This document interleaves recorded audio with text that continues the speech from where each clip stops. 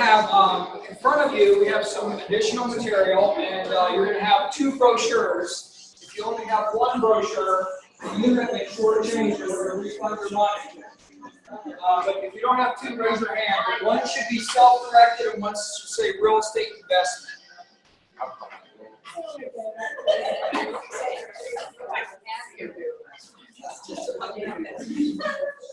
All right. How do we look?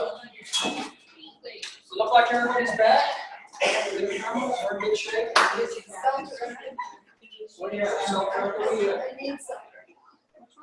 Oh, you like to do a self-directed already? Yeah. Good for you. Gosh, you didn't have to listen to the class? Great news! Sign her up right here, man. You got 2. I can have them back. Oh, we need 2? No, we're good. All right. Okay, so as we get started here, this is, we're Zooming, we're doing a webinar on this as well. So this is how it's going to work. Can everybody hear me okay? Yes. Okay. So the real estate group that is here today is myself and Dan and Morgan and Carrie. Please stand up, Dan and Carrie and Morgan. Okay. These are. Oh. Reverse standing ovation. They stand and they clap. So here's the deal with this. These are independent contractors out of Alexandria that do the same thing you do. They just volunteer to travel around. I promised them something in the end. It'll never materialize. So don't tell them. And they travel around so they can help you guys out. That's it. Okay, so you'll see them in this presentation as well, and then they're going to help you when we start going through the worksheets. So thank you guys very much. Okay, so we are Zooming this today because people in Old Town Alexandria, when a broker's not in the office, what do you guys think is really going on? It's one big party, and in this case, they're right because we are having a party here. But they can actually watch this as well. So we've been Maryland, D.C., Northern Virginia, Fredericksburg, Hampton Roads, Raleigh, North Carolina. We've traveled Fredericksburg. We've traveled around Richmond to present this, what you're receiving today and this afternoon here, to everybody, because I see some huge advantages with real estate investment.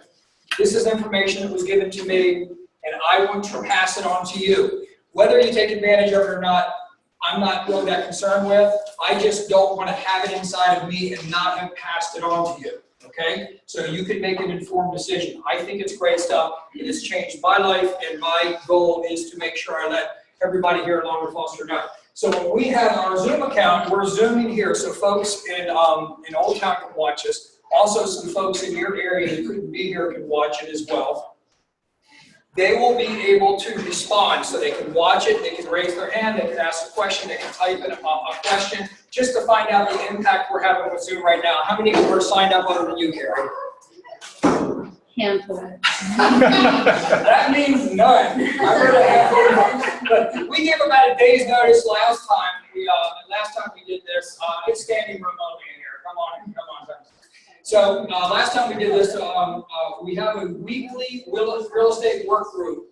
And in the weekly work group, from 10 o'clock to 11 o'clock on Thursdays, we have, you'll be invited in advance to join a webinar. What's going to happen is you're going to have an opportunity, we're going to evaluate properties during that webinar.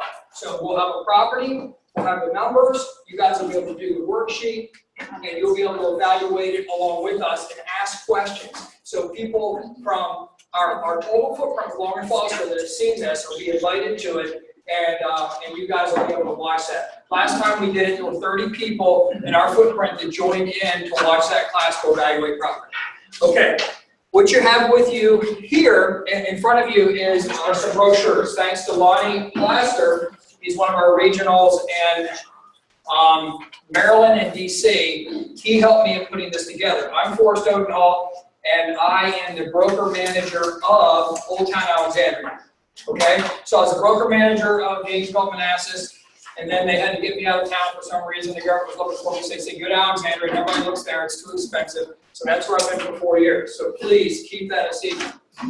All right, so I'm in Old Town Alexandria. So we wanted to put this together. So we did something at Recharge last October we talked about real estate investment and also investing in your IRA. Did you guys know you can invest in real estate in your IRA? You can own a piece of real estate in your retirement account. So in addition to owning stocks and bonds and mutual funds or whatever you do own, precious metals, non-precious metals, you can actually own real estate. You can own a rental unit. You can own a condo or a townhouse. Did you know that? Okay, good. For those of you that know it, that's wonderful. For those of you who didn't know it, that's wonderful because we're going to teach it today. So you have two brochures. One is about real estate investment and one is about self-directed IRA. Can your clients also invest in their IRA? Yes. Yes. Okay, that's good. I will let you know when to take out what you'll need in our presentation today as far as the material goes, and we'll work through this. You have some definitions in there, and then we'll also have some examples of breaking down some properties. So let's get started. All right, so once again, I'm Forrest O'Donnell, Old Town Alexandria, but I am not I'm not an accountant and I'm not an attorney. Okay, I'm neither of those things. But I decided to invest in real estate, and I was in local leadership, so I was in Prince William Association of Realtors in Prince William County. I went through their leadership, and then I was on the board of directors for the Virginia Association of Realtors. And while I was on the board of directors, I received a lot of really good information just because I was part of leadership, and on the state level, they could afford to bring some speakers in. It would cost them a little bit of money, but they had great information. Tom Ludstead is one of those folks they brought in, and that's where I picked this information up. So this is going to be a combination of what I know, of Tom's teachings, and also a guy named Larry Kendall. Do we know who Larry Kendall is? Yes. Okay, Ninja Sally, right?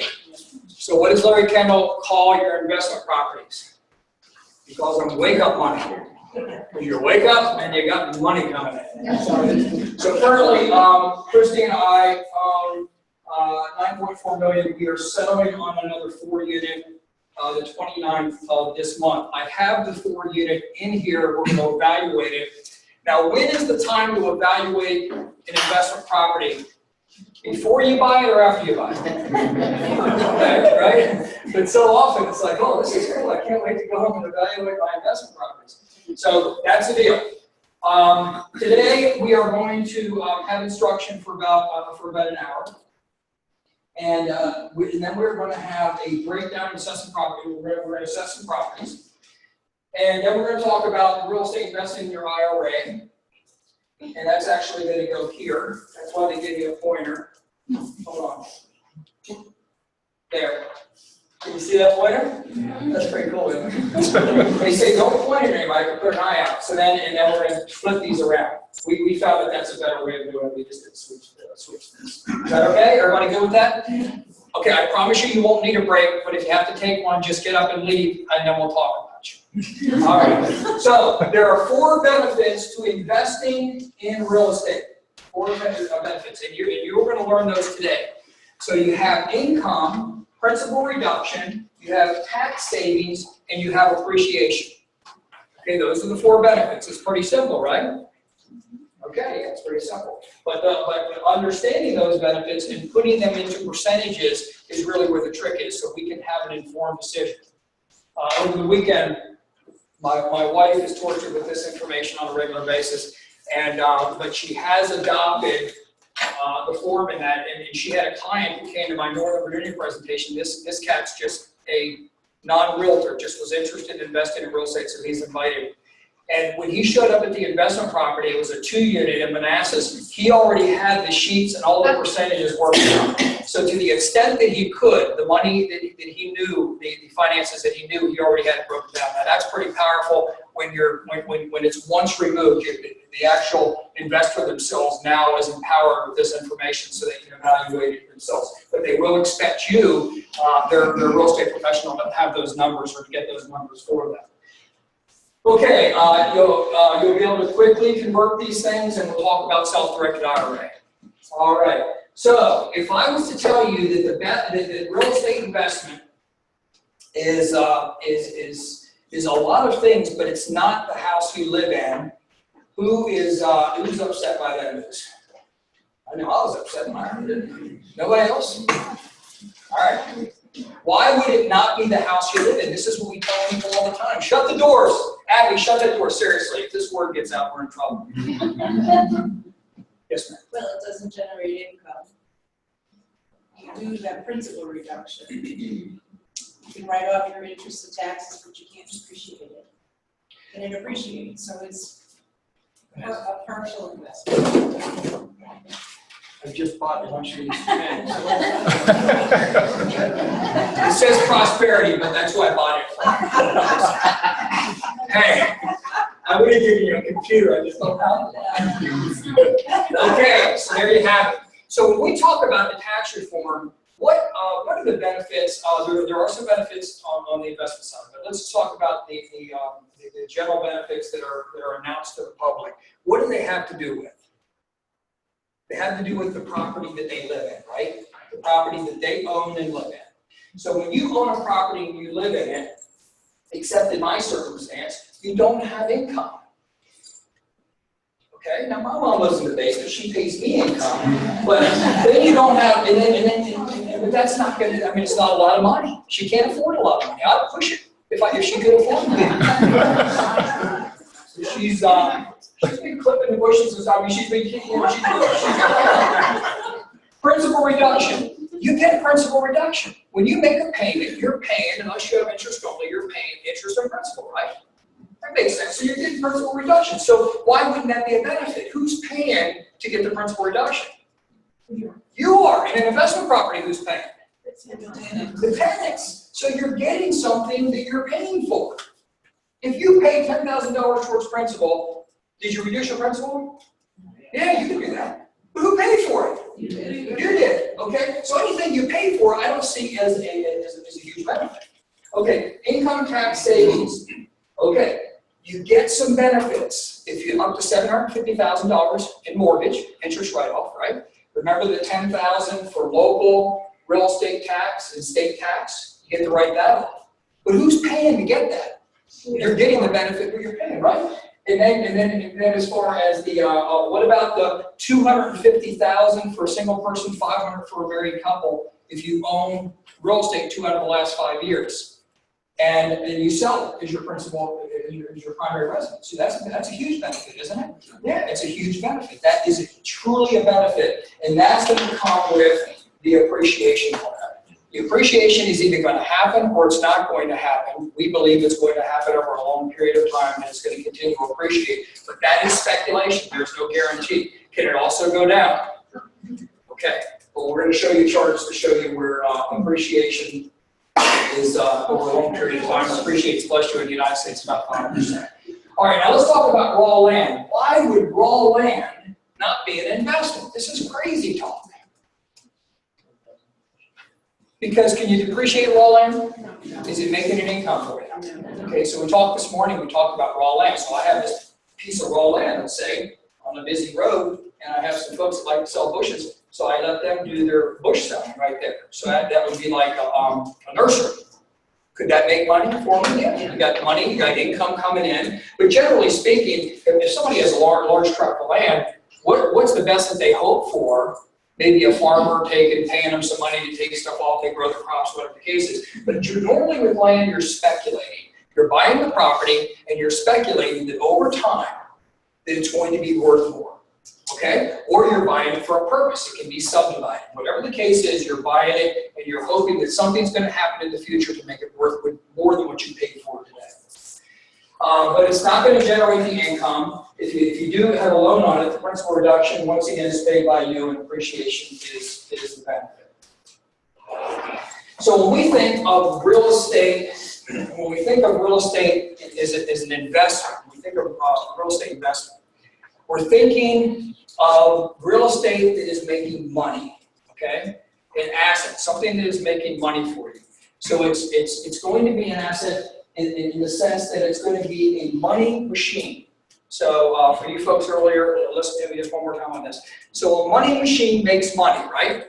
If you were to buy a money machine, if you went to the store and bought a money machine, they make money machines, right? So you go like to Walmart, so you're down to the CVS, and you say, hey, they say aisle 4 money machine, they must have just had a class. We're about sold out. So if you bought one, you say, hey, I'm going to buy a money machine, and you would want to know how much does it cost? How much money does it make and how quick does it make it? Okay, so when you think of real estate investment, you're thinking of the same thing. How much does it cost? How quick does it make money? How fast does it make it? When commercial real estate folks evaluate property, are they looking at the size of the property, the sticks and the bricks, or are they looking at the income? They're looking at the income. So if you have a property, you're saying, how could you not appraise this for more? But your net income is not that much money, it doesn't appraise as high. Whereas where we look at it is you're saying, how could you possibly even build it for this amount of money? If you know, down the street, something just like it just sold for more money. But it comes down to the income. So what they're looking at when they appraise the property is they want to know how much, so you have your gross income, you have your expenses, and you have your net income. They want to know what the net income is based on an acceptable cap rate. So if it's a residential apartment building, the cap rate, for instance, inside the Beltway, an acceptable cap rate may be 4.5%. There's a 100-unit going up. The Rectors are building a 100-unit in Manassas, and I asked him, I said, hey, it's $15 million to build this building. I said, what's your cap rate? He says, it's really good, 5.5%. Okay, well, from Manassas, that's probably very good. So it's a cap rate, it's a capitalization rate, it's a return rate based on what's good for that area. Okay, follow me? So in this case, we have commercial realtors. They're going to say it's worth, how much does it make? You show them it. They may check some other properties to see what those are generating income. If, let's say it's a restaurant building or it's a shop that sells clothing or whatever the case is, they're seeing what's the income coming in, is it reasonable, and then a cap rate that's acceptable. And that's how they're going to do it. So it's all about the income. It isn't as much about the sticks and bricks. So if there was in Washington, D.C. and Georgetown, if you had a small place generating $10,000 a month, would you rather have that or be in Stafford with a 10,000 square foot place? Same cost to buy it, generating the same amount of income. You're the owner. You want the smaller place or the bigger place? Well, you could move into the bigger place. Well, it's a smaller place, because generally speaking, the owner is responsible for the structure, and the tenant's responsible for everything else. So you have a small liability that's making a whole lot of money. So just think of it differently. But in real estate, we think of it, we say, wow, you know, you bought it for $800,000. I must be thinking of Old Town Center. You bought it for $800,000, this townhouse. And that must need some repairs. So you buy it for $800,000, it appraised for $825,000. Wow, you got a great deal. What a great investment. But is it really a great investment? It's just somebody gave you an opinion that it's worth more than what you paid for. But the investment part really comes on how much money does it generate. Okay? But we are right to say to our folks, we're right to say, invest in real estate. Buy the home that you live in. Because whether you're buying or whether you're renting, you're still buying a home, aren't you? You're either buying it for yourself or you're buying it for me. Okay? Or somebody like me. All right? So you're going to buy a home, you're making a payment, and if you buy a home, your net worth on average is in the United States is $231,000. If you rent, the average net worth of a renter is $5,200. So are we right in saying if you have to live somewhere, put a roof over your head, it's better to buy than it is to rent? Yeah. Do we feel better about ourselves? Yeah. I know. Okay? So the decision is correct. When we talk about real estate investment, we're talking about something that's not, if something is making you money, you don't lose it if you lose your job. Okay? If the economy downsizes, if it's making you money, if it's still making you money, you don't lose it. You don't give it up. It's not a short sale. It doesn't make any difference. The last time the stock market went down, there's a, it was really weird because it says it corrected. Isn't that weird? It's like, if somebody says, hey, we corrected your foot, I'm like, hey, thanks. Nice. I appreciate that. But he corrected, and apparently that's a bad thing. The day it corrected, it was coming down like 1,000 points or whatever. We were calling our tenants raising the rent. Did I worry about anybody? It was a coincidence because it was that time. But did I worry about anybody leaving? They still have a place to live. Supply and demand is still in my favor. The population is still growing. They just have to work longer, right? Because the retirement just decreased. But nothing in the real estate world changed. I didn't have to liquidate, do I sell my stocks, not sell my stocks. I didn't have to worry about that. Just hold on to it. If my value went down $50,000 and I'm generating money and I have no interest in selling, what difference does it make? Okay, so that's how it works with commercials. Okay, now here's the deal. With Larry Kendall, when you go to Ninja and you talk to Larry Kendall, or when you see his Wake Up Money, he has a video, Wake Up Money. It's $99. And he'll talk about the benefits of owning real estate. He talks about good debt and bad debt. Okay, so what is good debt? When you have an investment, it generates income, and you have debt on that investment, that's good debt. So it's an asset. What is bad debt? Liability. Bad debt is why I did not own a car for 3 years and 3 months. In December, I finally got a car. 2010 Toyota 4Runner. Love it. It was my wife's car. She got a Tesla. All right? So does she have good debt or bad debt? I don't have any debt. I don't have anything on that car, and I only wish I didn't have it. She just kept trying to drive me around. I wanted to try to make it a year, and I made it 3 years and 3 months. She said, enough. I said, okay, can you pick me up or can't you pick me up? So how old are the kids? Are they for Lord, well, I got grandkids. My kids won't drive me around anymore.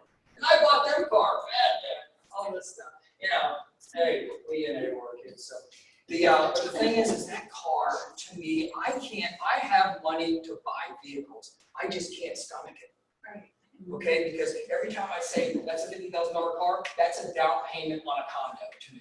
That's a down payment on a townhouse. I can't get over the whole depreciation thing. Like you drive off, scream when I go down 30%. Okay, you're there. You just left the lot with that new car. Even when I buy a car, I bought a Porsche. Hey, I bought the one that the finance guy was driving. 9,600 miles. Why? Because I already depreciated.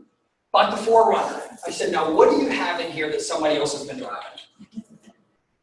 Okay? Because I want somebody else to get that hit. I can afford it. I just don't want it. It runs fine. It's still under warranty. Christy says it's loud, and I said, that's why they gave me the boom thing on that radio. Just turn up the radio. But Larry says over time in the United States, the equity is going to be 5%. In the United States, over time, your equity is going to be 5%. So if I invested in the stock market, and I invested in real estate, why is the 5% in real estate different than 5% growth in the stock market? What do you get the 5% growth in the stock market based on? The amount of money that you put in. So if I put $100,000 into the stock market and I have a 5% return, it's going to be $5,000. So we did a little study 20 years back in the Dow. What's the average return? It was 7%. So if you put $100,000 in, it's a 7% return, you get $7,000. We agree on that? Yeah. If you have a $100,000 property and it goes up 5%, then it's going to be $5,000.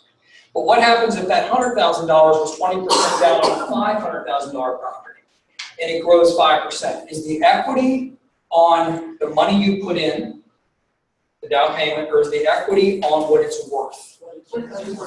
Right, so now that $100,000, stock market, property up 25,000, stocks up 7%, 7,000. See the difference? The only time it's equal is if it's cash both ways. If it's cash both ways, then if I put $500,000 in one, $500,000 in the other, stock market does 7, real estate does 5, better off being in stocks. Now, I'm not going to get the appreciation and all those things in stocks, but we'll talk about that later, but just flat out purchasing. So 2006. So the reason we did 2006 is because it was a high, wasn't it? Yeah. So in the real estate market, I've heard this a couple times since I've been in the business now for 28 years, and I've heard it a couple times where it says, we'll never see those numbers again. So never in real estate, just so you guys know, from 2006 to about 2015, how many years is that, 9? So never in real estate represents about 9 years. I mean, look, Webster even says it now. It says, yeah, that's about 9 years. I say, hey, never. And they says never. He says, well, then it won't happen. And I said, okay, never in real estate. So about 9 years, 8, sometimes 7. Okay. So what happens over time is it appreciates. But what happened to make all the mess happen with the Great Recession since the Great Depression? What happened? Why did things get so crazy? Predatory lending. Right. So predatory lending. They actually gave them bow and arrows. It's like crazy. It's a lender. Behind a tree. So people that could not financially afford to be in a property were getting properties, which was creating more properties. So here we have a whole lot of properties. We have this real demand that's not real. Over time, it's going to be 5%. It's going to take care of itself. But when things get silly and people don't qualify for loans, that's what happened. What happened once they started regulating? Lender overlays. Does anybody get a loan now that doesn't earn it? Tell me who the lender is, because our folks are getting a pound of flesh taken. I mean, the average credit score got to like 760 to get a loan. I mean, it was pretty crazy. So as long as they have to qualify, then things don't get unreasonable because we don't have a bunch more supply that's created for folks that can't qualify. My drapes lady had a townhouse, and I call her my drapes lady because she does drapes and her husband hangs the drapes. She had bought a house, rented her townhouse, bought another house, rented this house. Things got bad. She's back in the townhouse. Okay? 2 houses that they shouldn't really qualify for. Now we've got 2 houses on the market, right? So that's what happened. So now we're back to a point, and the reason I'm making this point is because people are having to qualify for loans. We don't have a surplus of property, and we still don't have enough properties for them. So here we go. So now we're at 2016, we're at 233. So now we're in the good area, 2017. And this is how it broke down if you do all the years from 1980. So from 1980 through 2017, your appreciation per year is 5.40% in the United States. Okay, so if we apply, I found a chart that went back to the median new home price in 1963. Okay, that's as far as it would go back. What if it went back to 1962? What would I have done? I would have just moved it back on. We would have incorporated that. Right, but I like 1963 because I enjoyed that year.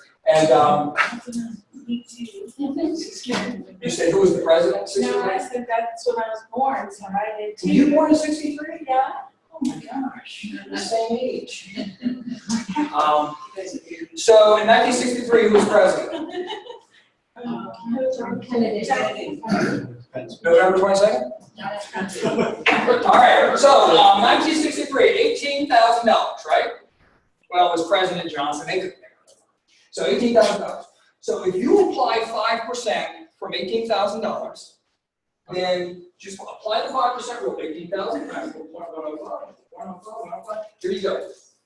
239, 2017. By the end of 2018, it'll be 251, 304. That pretty good? We're happy with those numbers. So what if we owned a bunch of them in 63? Or generally what happens in 63, you can't own a bunch of them. But maybe by 69, you could buy another one, right? And on and on. That's really what we're talking about. This is what it really is. So this is the real chart. Don't apply 5%. Let's just look at the way it is. So through 2017, it's not 239. It's 335.4. Do you like this chart better? Okay. The red, can you see the red? Hold on. That's a red indicates the years where it retreated the year before. And then it kept pushing forward. Which was the worst period of time? 2008. I call those the year of the drapes. Yes, sir. Isn't all real estate local? Yes, it is. So that median home price, that's nationally, That is. and nationally, there was only 2 years of the Great Recession in which the prices declined. Certainly, that's not. For new homes, this is only. Yeah, this is median new homes.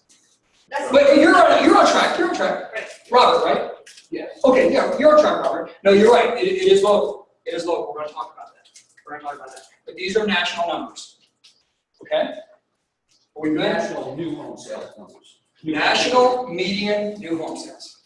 That's what they are. Right? Now, you can do existing home sales as well. Okay? And as a matter of fact, with that's what this is. This is but this is on the national level as well. This is existing value. Did we have a problem nationally? Did we have a local Great Recession? Okay. All right, good. We're tracking. You're right on the money. All real estate is local. So we look at the national picture, then we bring it down to our area, then we bring it down to the neighborhood, don't we? I have these marketing cards, and somebody will say, how's the market? And I'll say, great. What area are you in? So I've got 9 cards. It can be Alexandria, it can be zip code 22314, it can be Springfield. Very local, very local. Some areas, did you know that Prince William County, so I'm from Prince William County, 54%, 424.8 was our high in Prince William County, 201, 54% decline. You could have had 50% equity, and now you're 4 to the negative. How do you think that felt? Okay, but over time, we're still going to be okay. Do you know that Prince William's one of the only areas that isn't back above where they were at the high? But yet areas like where I'm doing my real estate, so I take a train ride 30 minutes, it's a completely different area. And in DC and in some areas, it hardly declined at all. So it is local. It's absolutely what Robert said, it's local. So you have to know your area. So people in Prince William still were on the ropes a little bit. But nationally, it's almost 98% or higher back to where it should be. Okay. So Americans prefer real estate. So Bankrate, who does a lot of surveys, which is great, they have the Princeton Survey Research Associates say, hey, you know, if we asked folks what would they prefer to invest in, if they had to invest 10 years or more, long term, what would you prefer to be in, was the question. 28% real estate. Okay, so we have an investment class. I'm going to tell you some advantages about investing in real estate. You have a great advantage above the general population. However, it's a great advantage for all of them, and they want to be invested beyond the stock market, even beyond cash. Some are still digging holes. I'm going to go, the first thing I'm doing if I buy a investment property, I'm going to look around all the trees for somebody to bury cash, because 23% of them did, you know, and they don't do it under their mattress anymore. I've checked a lot of them at house parties. But so the stock market, how many, $7.5 trillion invested right now in people's retirement accounts. Where's most of it? The stock market, right? Okay, and then bonds, you can see that. So that's what people want. They did a survey. This is actually Cindy Clare, National Apartment Association. She said we need to build 325,000 new apartments per year just to keep up with demand through 2030. Okay, so now the reason I want to show you this is because the first question I would say is, hey, you want me to invest in real estate right now? I've seen this game before. Are we in a bubble? Well, are we in a bubble? People are a pound of flesh to get a loan. We've got, in a lot of cases, 1 winner and 15 losers on multiple offers. The population doesn't decrease when the economy starts to get on the ropes. It's continuing to increase. It depends, once again, on what Robert said, is your area. There are some areas where business and everything goes away and you've got a real mess. So maybe a recession-proof area. My kids went to VCU. It's a school in Richmond. So they both went there. And now when they graduated from high school, did I sit them down and say, hey, look, let's see how the economy's doing to see when we're going to be able to send you to college? Maybe 27, 28 years old, we'll just play it by ear. Did we do that? What did we do? They went to college, didn't Just wrote a check. they? Okay, so that's what we call like a recession-proof area. We know that 30,000 kids are going to college at VCU, and they're expanding, aren't they? Okay, if the economy's on the ropes, are kids still going to VCU and other schools? So a lot of those are areas where you can be more. Now, if you have a small school, it may not survive, and you invest around that, that's the only thing going on, well, I think that's a whole lot more risky. But apartments where they need to be, the rail system, the metro, areas like that where you're investing, things are good, strong investments. So, so she said 325 per year. 2012 to 2016, she said there were 244 total. Oh. Thank you. Anybody that want to scream that out? 244 total. So we need to build a bunch more. Now, if you look at the numbers now, if you were to Google this, you're going to find that this year that their projections for 2018 are going to exceed 325. And you see apartment buildings going up. Are you guys seeing it around here? We're seeing a few of them. Yeah, they're going up. Yes, ma'am. Whereas we live in a college town, and it's very stable, but when the market tanked in 2008, our market was hit. People, it was like a confidence thing. It's not like it was unemployment here. The people really cut back on buying. Yeah. And you know, we're recovering now, but I'm kind of thinking it's kind of the atmosphere that's out in the country, and if the stock market keeps climbing, if it eventually takes a hit, you know, why are we protected? I mean, we're not really. There's a book called Crash Boom where the guy talks about that. And he says, you know, the Great Depression lasted a lot longer than it had to because of attitude. Right. People thought they were in a depression, so they stayed in a People were depression. frightened. Yes, they were afraid. So here's the real deal. If you have an economy where, like when they start cutting down on government jobs, it's going to affect our area, in the Northern Virginia area. Yeah. I mean, you know, that it did, and that's a bad buy. People don't want to buy. The idea is the home ownership rate is not high. The home ownership rate, I think right now is 64.2.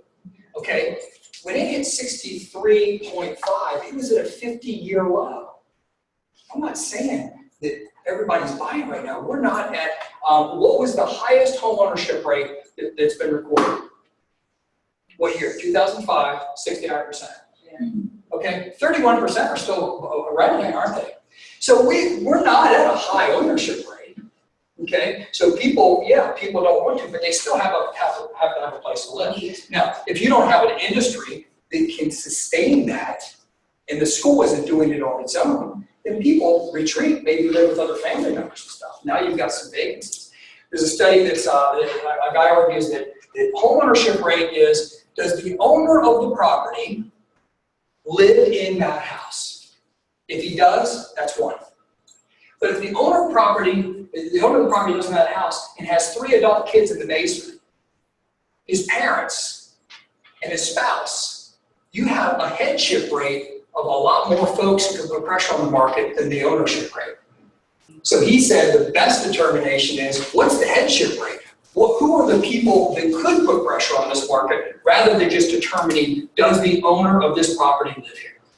And that's what we do with home ownership rate. But you're absolutely correct.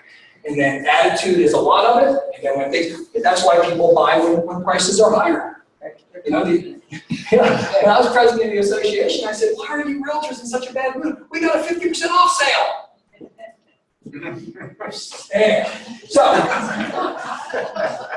here's the other thing. So that's a good point. The other point is when we look at growth, we look at consumer confidence, GDP. There's so many factors. What's the employment rate? What's the unemployment rate? How are interest rates? So we take so many things, economy, inflation, deflation, into consideration when we're investing in real estate, when we're buying real estate. But the thing that we don't look at a lot is, this is just outside pressure. So you know how you say real estate is local? So if I buy real estate, I want it to be close to me. Why? Easier than to get to and take care of. Keep an eye on. Right, you want to keep an eye on it. If you invest in stocks, do you want it to be local? Okay, why? So I can look at. So you don't need to go and make sure they're still open for business. Right. You just assume. You can check that online. So if I got you an online app, would you invest in California? Anyhow, here it is. So here's the deal. You want to be able to check on this. This is an investment. This is secure. I want to make sure that they're there. I want to see how the property is, all that. Now, think of people in China.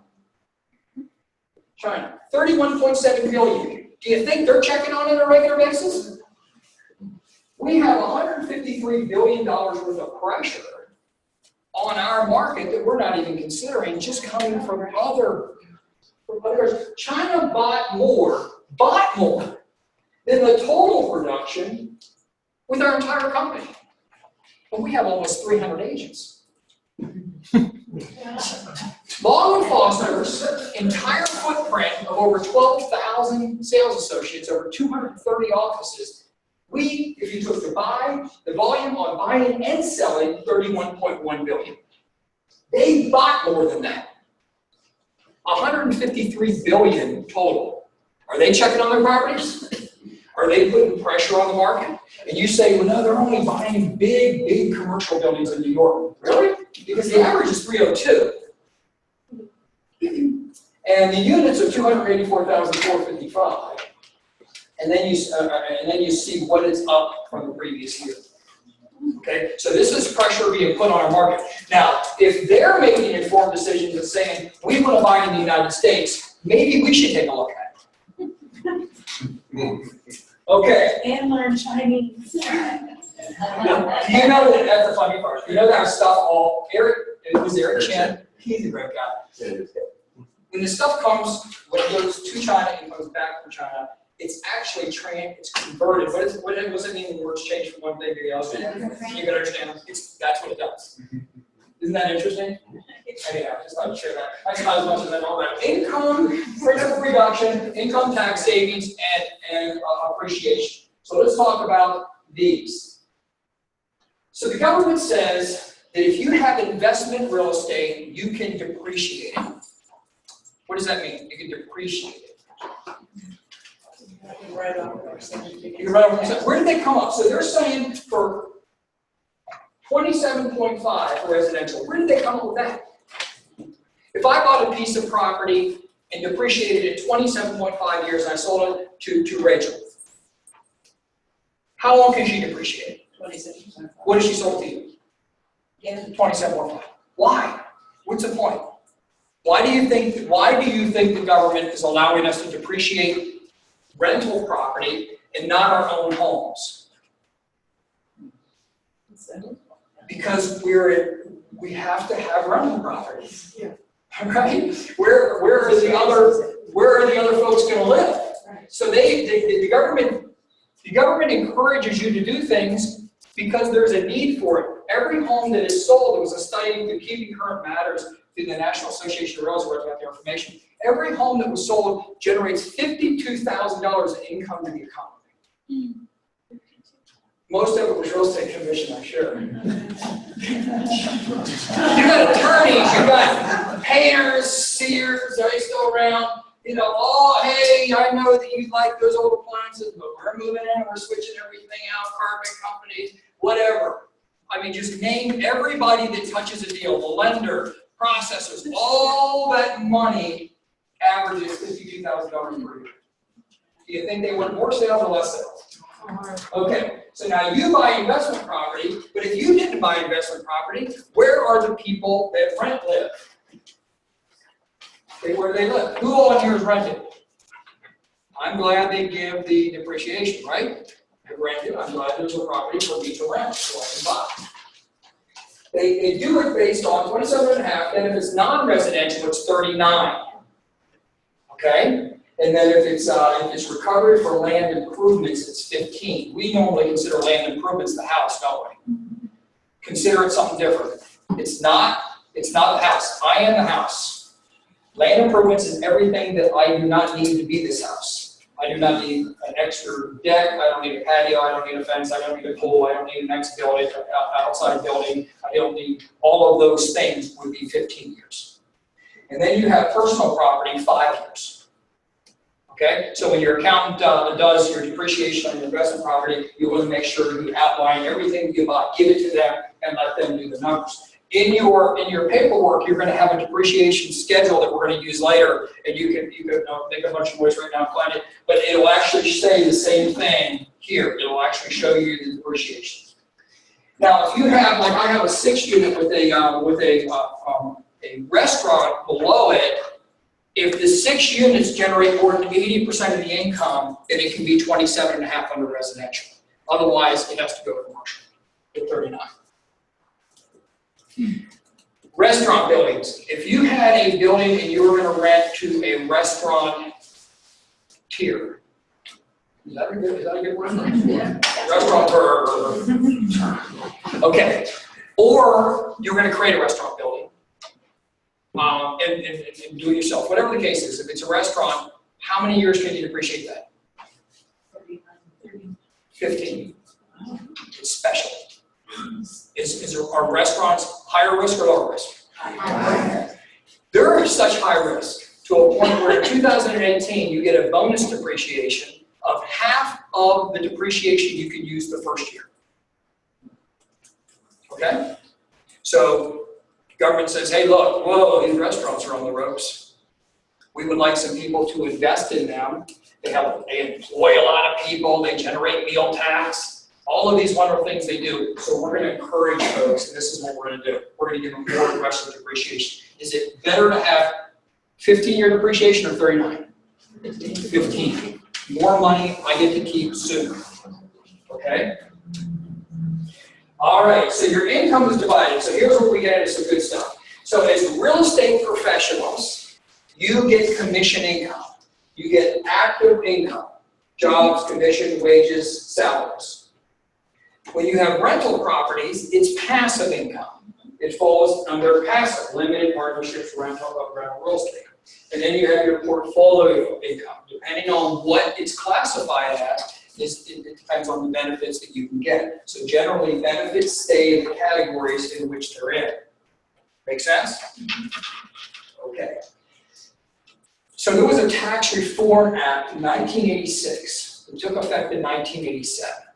So before this, regardless of, you could take all your depreciation and use it every year.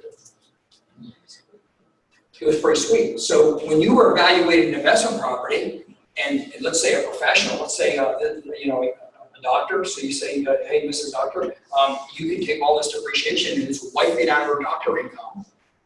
Is she pretty excited about that? She may not care that it makes much of a money profit because she's getting all of these advantages in her doctorship. So she's saying this is great. Well, what happened in 1986? No mas. No more. Your max is $25,000. So now she went from, let's say, hundreds of thousands of dollars worth of depreciation that she's wiping off her income. 1987 was a game changer. Do you think that's pretty big for people to invest in real estate? If you don't invest in real estate, this would be the time to take a break or something like that. Or if you don't want to, because this is big. This is big. So in 1987, that changed. To get to $25,000, you must own at least 10% interest in the property. You must be an active participant. Doesn't mean you have to manage it. Just means you have to make decisions. And you must not be a limited partner. And then you can take the $25,000. But here's where that even gets sticky. Do you think our doctor, do you think she's making $150,000 or less? Okay. She wouldn't be a doctor we'd visit under those circumstances, so we probably wouldn't know her to talk about investment real estate. So she's making, so her modified adjusted income, she loses for every $2 over 100. She loses $1 of the benefit. By the time she reaches 150,000, she gets the depreciation. She gets all of her depreciation. She just can't use it. What happens to that depreciation? Just keeps going. She's got it. It's building up. Hundreds of thousands of dollars worth of depreciation. What does she have to do to use it? Lose money. Go into retirement and make less than $100,000. And then how much can she use? All this is built up $1 million worth of depreciation. How much can you use? You know what I meant? Do that translation thing again from Jim. How much can she use?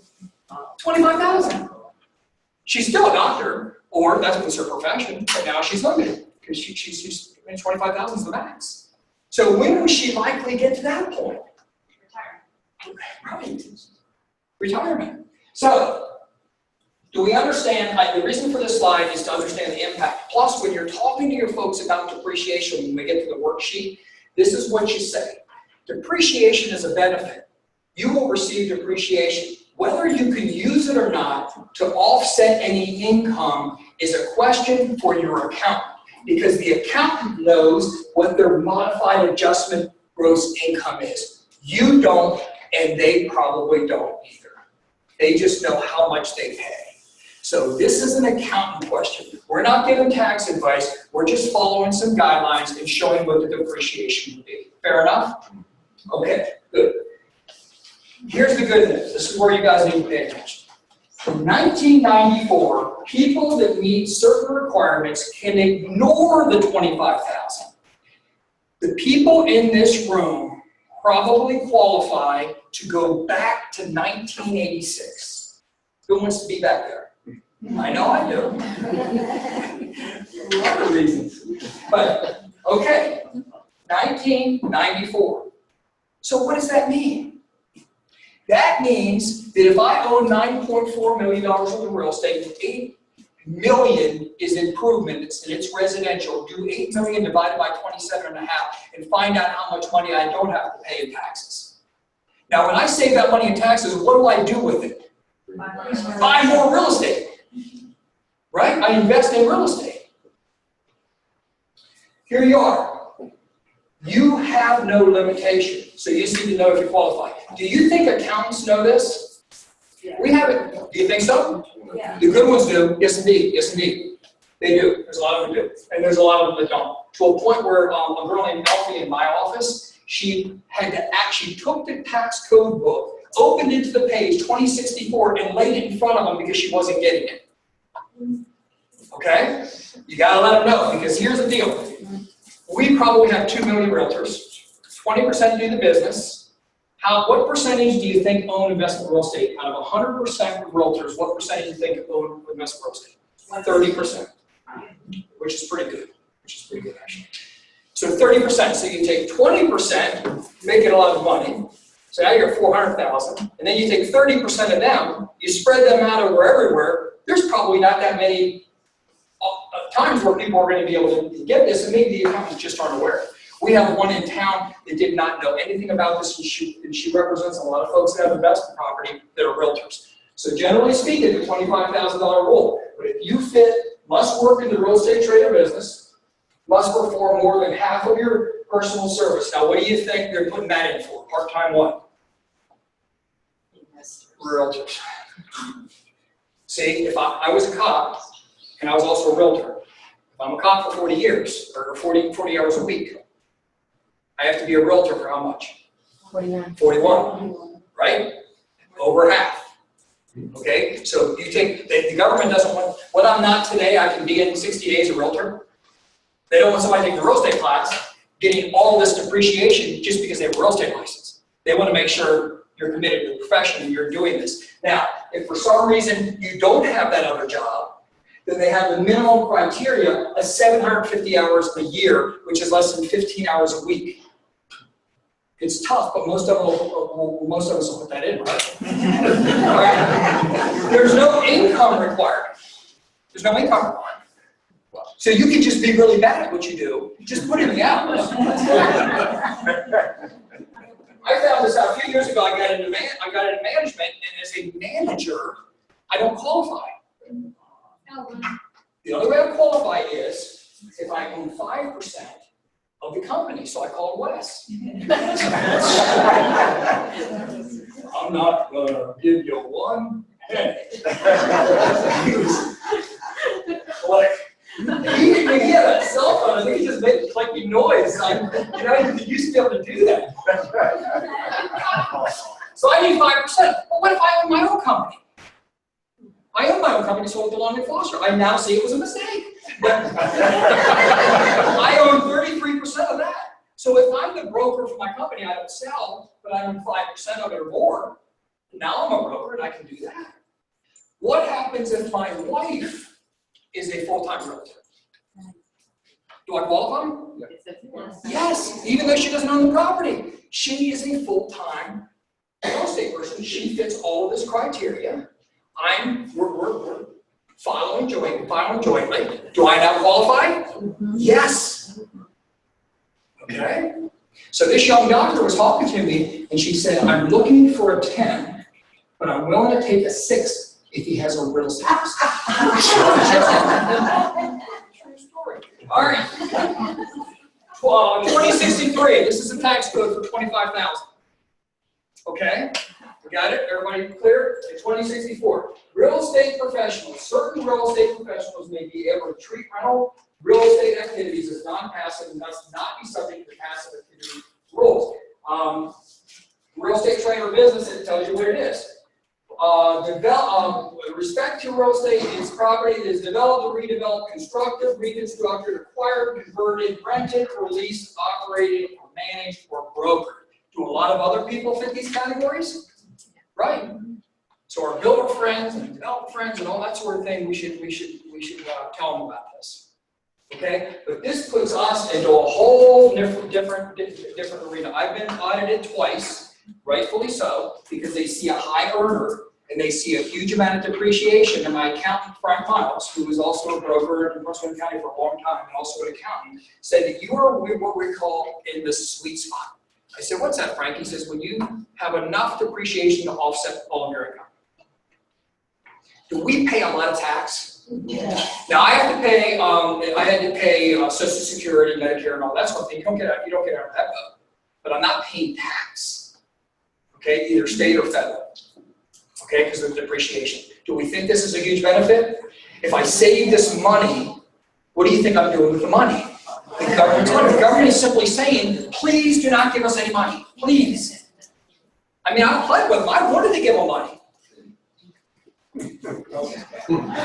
Never convincing. My mom's watching. So yes, please. Doesn't this also apply to like landlord investors? I'm thinking of like people I know locally who own 1,000 units in Charlottesville, and that is their business. They may not be a real estate. Converted, rented, or leased, they may fit. This is what I would suggest. It isn't this short when you talk to your accountant about it. I did this because I didn't want to tire my thumb out clicking through it. So on the back of your brochure, if you want the documentation on this, there's a guy named Jason Osser. He is an accountant in Old Town Alexandria. He helps us with these, and he would be willing. Just tell him you came to one of my seminars, and he'd be willing to help you out. He'll send you the documentation. But the bottom line is get with your accountant, let them know what you do. Make sure you qualify and take your depreciation. Okay, take your depreciation. But I think what you're going to find is you do qualify. And if you have to tweak it a little bit, and people that do it themselves. So what I would do is, I get out of real estate, I retire, I just manage my own properties, and I show that I'm putting in the hours. You know, but the way you take the ownership, all of these sorts of things, there's classifications of it. Just make sure they fit. You wouldn't want to just give them a blanket and say, yeah, you guys should be able to do it. The answer is they may be able to do it.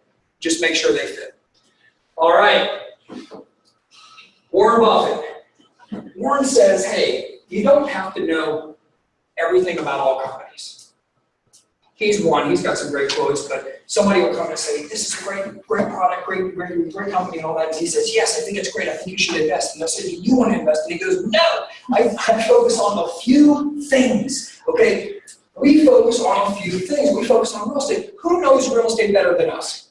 Do I need somebody else to tell me about the advantages of real estate, about my local area, as Robert said? If I'm going to evaluate a piece of property, whether it be price or rental income, who do I need other than me? I don't need anybody. Okay? Now, if I'm looking at a stock and I want to know the evaluation, I may read everything that was written about that stock. But who's providing me that information? Right.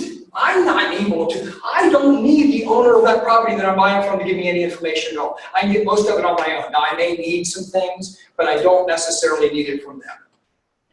I may need the leases, how much you get, and all that sort of thing, because I want to find out what he's getting, and then I can assess and determine what the market rate is. But if he's got a 5-year lease, I need to know I'm married to that. But I can evaluate it otherwise. I don't count on anybody but me, and that's what Warren's saying. When you don't count on anybody but you can make these decisions. How about this guy here? Andrew Carnegie, you ever heard of him? They say, if you Google this is incredible. He sold his company in 1901 for $480 million. That would be like, I don't know how many billion, what was it? It was like 13 or 14 or 15 or 20 billion. It was some crazy number. So he says more millionaires have been made through owning real estate than through all other industries, investments combined. And he's in steel, right? So this is so anyhow, you convinced yet? All right, one more thing. So why do I care? So the reason I care about this so much is because I did not always invest. I would make my real estate commissions the first 12 years that I was in business. I sold for 20 years. The first 12 years that I was in business, I would make my real estate commissions. I would flip out properties. I thought I was really smart. And then I would take the money and I'd give it to Rob. Let's just call him Rob because that's his name. And then he would invest it into tech stocks. You ever hear of tech stocks? Yeah. Okay. Now, I don't know if anybody in here was around in the 1990s, but they were really a hot deal, okay? And could you lose in tech stocks? No. If it said .com, you were a winner. I thought I was a genius. I was doing clicks, I was doing calls. I don't even know all the stuff I was doing, but it seemed great. And my account kept growing. I had my retirement account inside of my IRA, and I had it outside of my IRA, and my plan was I'm going to be rich. And I was going to be rich in stocks. And what my main stock was a company called American Online. Oh, God. I remember one time looking, I said, American Online, I went to one of their meetings, and I think Steve Pace was there, and he's saying, hey, you write down how many stocks you have, and whatever you wrote down when you came in, we're doubling them. They split the stock. Apparently, you can split them. They're easy. You just cut them in half. And then and so I had twice as many stock, and I loved it. And my account was $212,000. Now, back then, that was a lot of money. So $212,000, I thought this was good. I did police work in real estate for 9 years and was really hitting it, and now it's 2002, and the stock market does something really weird. And so I had $212,000. My AOL got down to $44,000. Everything else went in the tank. It was over a couple $100,000. My poor kids. It would be like, we haven't seen you smile in 2 years. I said, it's been 30. It was horrible. It was horrible. So I finally said, you know something, this is crazy, because I had built up a net worth of over $500,000. Now I'm down to less than $300,000. That's both of my accounts. And I was completely committed to doing that. And I said, I got to stop this madness. I am now going to start 2002 May. I'm buying this building, and from now on, only doing what I know. Okay? So I turned over a new leaf, and for me to do that, what I like to do with my buddies is, when you do that stock thing, you're looking for instant gratification. I look at that thing all the time. Needed instant gratification. So here it is. I have to be committed to a decamillionaire. I wanted to be worth $10 million. And the only way I was going to be worth $10 million, I couldn't keep selling. I couldn't keep doing it, could I? I had to stay committed. So I bought this building. And here's the numbers on this building. So I bought it May 21st, 2002, and I bought it for $525,000. So I put $99,596 down. Remember, I own my company, so I get to keep all the commission. Do not tell Rachel, you can hear that.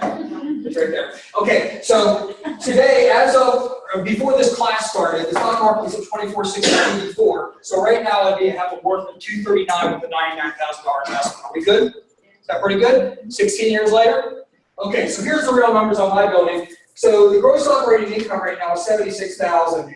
My net operating income is $54,000. The current rate, the current value is $910,000. Just simply take the net operating income times or divided by 0.06. I'll tell you what the building's worth. That's an acceptable cap rate, 6%. And that's 910. You take the property appreciation. You take the loan amount. How much did I pay for this building? $99,000. Who has paid for the building since I bought it? The tenants. I haven't paid any more than $99,000. That's it. Okay, but now if you take the property value minus the loan that my clients or my tenants have been good enough to pay down for me, now it's $747,000. The cash flow before tax is $29,000. As soon as the tenants pay the building off, and they've committed to doing that, they told me, then it's going to be a 54% annual return. Now, which would you rather have? All right. So this is one property. I held on to it. I didn't sell it. It's still in existence today, and the rents continue to go up. And the principal continues to go down. This isn't even talking about the cash advantage. This isn't even talking about the depreciation. Are we with you? Everybody good? Okay. Do you make extra payments or do a 15 years? I made so many things this year. Hey, I got some extra change. Take this towards my principal. You can if you want. Larry Cagle says, pay off one, then take everything, pay off the next one, then take everything, pay off the next one, get them all paid off. That's his way of doing it. That's wake up money. Get 10 of them, get 5 of them, whatever it is you want to make, and just pay them all off. So that's what I'm doing. So this one will be paid off soon. Yes. So are you 100% in personal assets invested in real estate? No. Right. Yeah. Yeah. So I have a substantial amount of cash, so I can do what? And because I'm a Logan Foster, I have stocks. In other words, I have Fidelity mutual funds because I'm an employee, and then they match all that kind of stuff. It's really good. But yeah, I wouldn't be 100%. But I'm almost 100% because it's what I have total confidence in and what I know.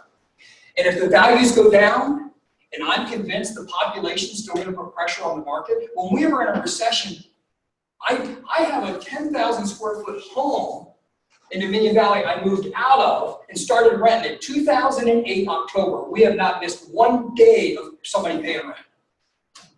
We went through some bad times, but people still needed properties to live in, didn't they? Okay, just because the economy goes down, they don't reduce the population. Yes. Oh, what's your percentage of commercial versus residential investment? What is my percentage? Yeah. I don't have, most of it's residential. Okay. I have one restaurant building that's commercial. I have another restaurant building that's above residential. I like residential. Commercial is really cool. Don't get me wrong, invest in commercial, but it's unemotional. So I see the Walgreens. Yeah. Everybody still goes home and goes to bed. Even though the Walgreens went under, that building is vacant. So that's the part with me. Economy gets crushed, a lot of that, you have that commercial like that. I like the residential part.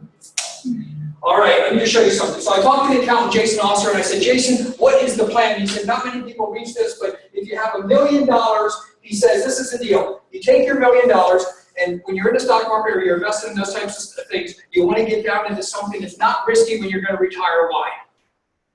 Because you don't want to lose it all, right? You don't want to lose a big percentage of it. He says, so get into something. So I said, okay, 2% growth, 2% inflation, 2% growth. And then he says, this is the deal. Take 4% of the million and you're going to use that, and that should last as long as you last. That's the goal. It's a 4%. He says that it's a rule. He says it's not perfect, it's just a rule. So this is what it looks like. So he said if you get to year 26, you're kind of in the negative. But he said, just plan on dying around 25, 24, 25. So anytime that the plan is my demise quicker, can you imagine you're 15, you're having Thanksgiving dinner, and the kids are saying, hey mom, hey dad, how you're not looking good. Because they know this plan. So now I have $1 million, and I said, well, instead of doing that, instead of having to make some change, I'm just going to put it in real estate. I'm not going to do anything. I'm just going to continue to own it. Let's see what that looks like. Well, this is just 5% growth. So 5% growth would mean that value in the same period of time, that 26 years, is now $3,386,000. Okay? And here's the thing. What about if I just had it rented and we just used a 2% inflation amount? Just continue to go up 2%. And then this is what that looks like. So now you have the income coming in, and over that same 26-year period, your real estate is that. I thought it was something else. Sometimes it's bells. Sometimes it's my mom and she's still alive. All right, so here we go from $1 million down to a negative. Here we start on the income part. Am I still getting income with it being worth $3 million? Yes, and it's going up. So now I've made $1.3 million in income. My property's worth $3.3. You're my kids. Which plan? Right? Do you see it? And this is the chart. Thank you, Loretta, if you're watching. She's on vacation. This is the chart that makes so much sense to me. Okay? And then Larry says, what if you own 10 of them? Okay, so here's the deal. Return on investment and depreciation. We're going to have these, but let's talk about investments real quick. When somebody talks about an investment, I'm talking about an investment that makes money. My worst investment is, has anybody heard of seasonal investments? Where you own something and that sort of thing. Okay. Do you think those are good investments as far as money machines? No. Why do people normally buy those types of investments? What do they want to do? Retire. Vacation. They may want to retire in it, but what do they want to do in the meantime? Vacation. Right. Okay. So if we're looking at a money machine by looking at a money machine, that's one thing. If you're looking at what you're trying to call a money machine, but you want to, it's pretty cool to live there, it's going to be great memories and stuff like that, it's okay. It's just not a money machine, is the way I'm looking at it. Is that like a beach house? Let's say a beach house. So I was driving with this person, I'm not going to mention any names, but I'm driving and we're going to a meeting, and he says, hey, looking at this property, and it's going to be really great, it's going to be for the family, but the thing is, it's a great investment, and here's the way it's going to work. And he starts outlining it, and I ask a question. And he says, don't talk me out of this. And I said, boomer. I said, what Boomer was trying to do was, he was trying to talk me into saying, he just wanted me to shut up and nod my head. So he would go home to his wife and say, we're buying it. Or says it's okay. We did the numbers. And it was all, is that all wrong? And he was so on the defensive. The minute I opened my mouth, it was like, shut me down. He did not, and that's how people are. They want to use it, they see themselves there, they see themselves enjoying it. This is what I said. Dude, just go vacation somewhere. Go different places. That's not the money machine. That is a big monster. And when you get into a recession, what do people cut out? Depreciation is so good with restaurants because they don't want to go out as much, and vacation homes. Okay? What's more important, their kids' education or that vacation home? It's a tough one. But remember, that vacation home, somebody has to want to go there. And if they cut that out, they're not going there, and you're still paying for it.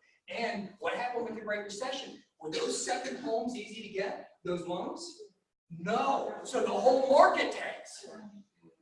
So if you enjoy being there, you're going to be there a lot. Good. Okay, are we good with that? Yeah. All right, so now, since I've used too much time, let's get into this. We're going to do return on investment with appreciation, return on investment without appreciation. Take out your charts. Let's look at this stuff. You guys need a short break in the meantime. Yes. All right, can we just take 5 minutes? All right, we're going to set up for you. And then when you get back, take out your worksheets that look like this. She's going to tell you what you need. So go ahead and get ready to roll. We're going to evaluate some properties. Morgan, it's all yours. All right, thank you so much for it. Okay, so at this point, I want you to take out your worksheet. At the top, you're going to see one in the top right-hand corner that says 9210 as your report, and that's where we're going to start our presentation at this point and walking through the numbers. But what I want to just ask first and foremost, a show of hands from you guys, who in the crowd feels like they're a math person, that they absolutely love math? I see 5. Okay, 5 people. How about the rest of us? Do you feel like math was a long time ago and we really haven't utilized it? Okay, so for you, whether or not you are a math person or not, this is going to be an invaluable resource. It's something, though, that you absolutely need to practice to get better at. And something that Forrest alluded to is the fact that we're going every Thursday, we have this Zoom capability where we're evaluating properties. And we know that we're only going to use tools if we're comfortable with them. And so the biggest thing for us and our business that we're seeing is the ability to evaluate these properties, get comfortable with it ourselves, but then in turn, more importantly, be able to explain it to our clients. So we're gonna start with our first example. We're gonna try to get through 3 examples, and then at the very end, if you wanna stay a little bit later after time, we're going to go through an example that is completely, you got a blank sheet, we're gonna go through the numbers and see if you can evaluate it yourself. Sound good? Yeah. All right, let's get started. So we're starting with a Zier court, and that has a purchase cost of $150,000. Now, for cash invested, this investor was interested in putting 20% down, which was $30,000. Now, if your client was going to do closing costs or have closing costs associated with this transaction, and cash invested is where we would actually put that figure. However, to make this example clean and crisp, we're just putting 20% down and showing you that's all the money that cash invested for this property. Still following me? All right. So the financed amount, if we take out the cash invested, is going to be $120,000. Now, at the point that this investor was actually looking at this property, this is a condo in Manassas. The interest rate at that time for an investor was an amazing interest rate of 4.25. And we recognize that's not where our industry is right now. If an investor is looking at a property these days, we're looking at least 0.5%, if not 0.75% higher than what a primary residence mortgage could be. But at this point, for this example, we're using 4.25. Okay. So if we're trying to find out the principal and interest for this property, we can do a couple different things. The thing that I recommend for my clients, or for when I'm teaching one-on-ones to go over these worksheets, is to pull up an amortization schedule online. So what we've done is we pulled an amortization schedule and found that the principal and interest per month on this property is $590,000. Now, if we were going to just check and see what our interest for the year would be and principal, we find if we took $120,000 times the 4.25 interest rate, we'd actually have a yearly interest of $5,100. So if you multiply $590 times 12, you'd have a total amount for your principal and interest, and you could subtract out the interest to get your yearly principal. We still tracking, guys? Yeah. Okay. The next thing that we want to talk about is land cost. So one of the things that Forrest has mentioned a couple times, both in the commercial class this morning and to you guys here, is land depreciable? And the answer is no. Okay. So what we've got to find is we've got to go to the tax record and find out the assessed value of the property and what percentage of that assessed value is actually land. Because what we want to find out is the building cost so that we can find out what the potential depreciation for this property is. So for this example, we found that it's 51% of the land cost. And we're going to show you how we get that. So here's the tax record for this property. And we found that the total tax value for it is $134,700. And you guys actually have a sample tax record in your documents. It's one of the 8.5 by 11 sheets that you have there. So you'll be able to see these figures and be able to remember later. So I'm going to be throwing a lot of information at you in the very back. So of that $134,700, we found that $69,500 is what the land value is for the property. So what we're going to do is we're going to take that $69,500 and we're going to divide by the $134,700, and that's where we get our 51.59%. Does that make sense? No? Anybody? Okay. Okay. So what we're going to do is we're going to apply that to the purchase price. We're not paying $134,000 for the property. Our purchase cost is actually $150,000. So for us in Northern Virginia, our assessed values are not actually the same as our purchase price. Is that what you guys are seeing here? Okay. So that's not news to you. So that's where we find that for this, we're multiplying our purchase cost times that percentage. This is the best way that we can get an accurate reflection. We've talked to our accountant and he said this is the most conservative way that we can show this benefit to our client. So we're going to pull this and take it back here, just so you know that's how we got that 51.59%. Brings us at the 77,385. And so if we subtract from our purchase cost that land value, that's going to give what our building cost is. And the reason that's important is for us to be able to determine that building costs are the things that we can depreciate. So also in your package, you're going to see something at the top that says cost recovery or depreciation schedule. Can you pull that out for me? Looks like a big chart, 8.5 by 11. Okay, so Forrest had been talking to you about a commercial property you can depreciate over 39 years. A residential property, this is a condo, we can depreciate over 27 and a half. You guys see that section on your depreciation schedule? Well, for year one, you can depreciate, it's at a prorated rate because the government's not going to give you a full year's depreciation depending on when you purchase the property. But who can tell me what the figure is from years 2 to 27? Is it the same number or different numbers? The same. Okay, it's the same per month for year 2 through 27. So that's the figure that we're going to use to be able to evaluate this property. You can depreciate 3.64% per year. So if we take that times the building cost that we just found, we found that we've got a depreciation of $26.43 per year. Does that make sense to you guys? Per year or per month? Per year. This is total depreciation per year. The only reason that's in there is because which month did you buy the property? Did you buy it in March, did you buy it in November, and then you start your year there? This is accurate. We're talking years 2 to 27. Yeah, years 2 to 27. It's the prorated. If we were going to depreciate land improvements like the deck or the pool, that would be also something that you can depreciate per the schedule here. And we've got additional lines for that, but we're just keeping this example pretty simple for you at this point. Everybody good? Okay.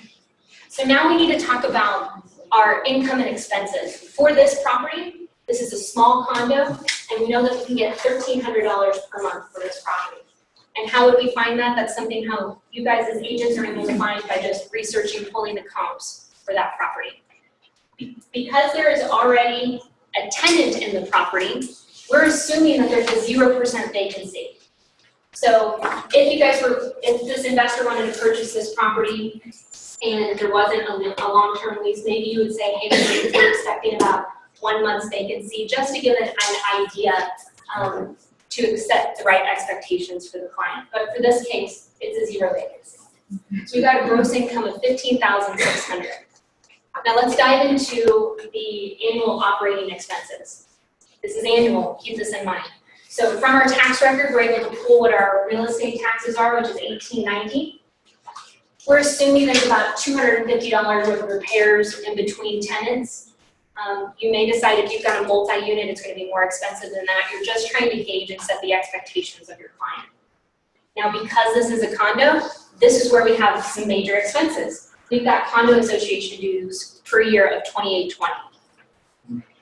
If we were to have a management company going to manage this property, we would be utilizing the land management line, and we'd probably be spending 8 to 10%. Is that what you guys see down here? Okay. So that's where we account for it. But this investor is actually going to be self-managing. We do have to keep insurance on the property, even though it is a condo. There is going to be a master insurance policy that's going to be covered by those condo fees. But in fact, he's going to keep insurance for $250 per year. So our total operating income, or excuse me, expenses is $5,210. Everybody still tracking? Okay. Here's where we get to some of the fun part. So these are some of the figures that we're actually going to pull down to the rest of the page. So we start out with our gross operating income. From the previous section, now we're going to discuss the 4 benefits of this property. So I was just telling somebody during the break that I've had where agents will come to me and they said, you know, I'm a newer agent, I don't really work with investors, so I haven't been utilizing this tool. And for me, it's not just about working with investors. I'm using this with my buyers, I'm using this with my sellers, I'm using this with people who say, I don't really know if I want to list or if I want to rent my property. And what I was saying during the break is I did this for 5 different past clients in 1 week. And I took 40 listings because I was able to evaluate the property on a much deeper level to let them have greater insight, and it just instilled my value to them again and again. So please, if you take anything from today, what we want for you to do is to have this be a tool for your tool belt, but also to understand that if you're not getting comfortable with it, you're not going to use it. So please continue to keep engaging with us as we try to make this something that you can actually use. So let's find out these 4 benefits and tell you how I was able to use this with my clients. So we bring the gross operating income from above, the $15,600.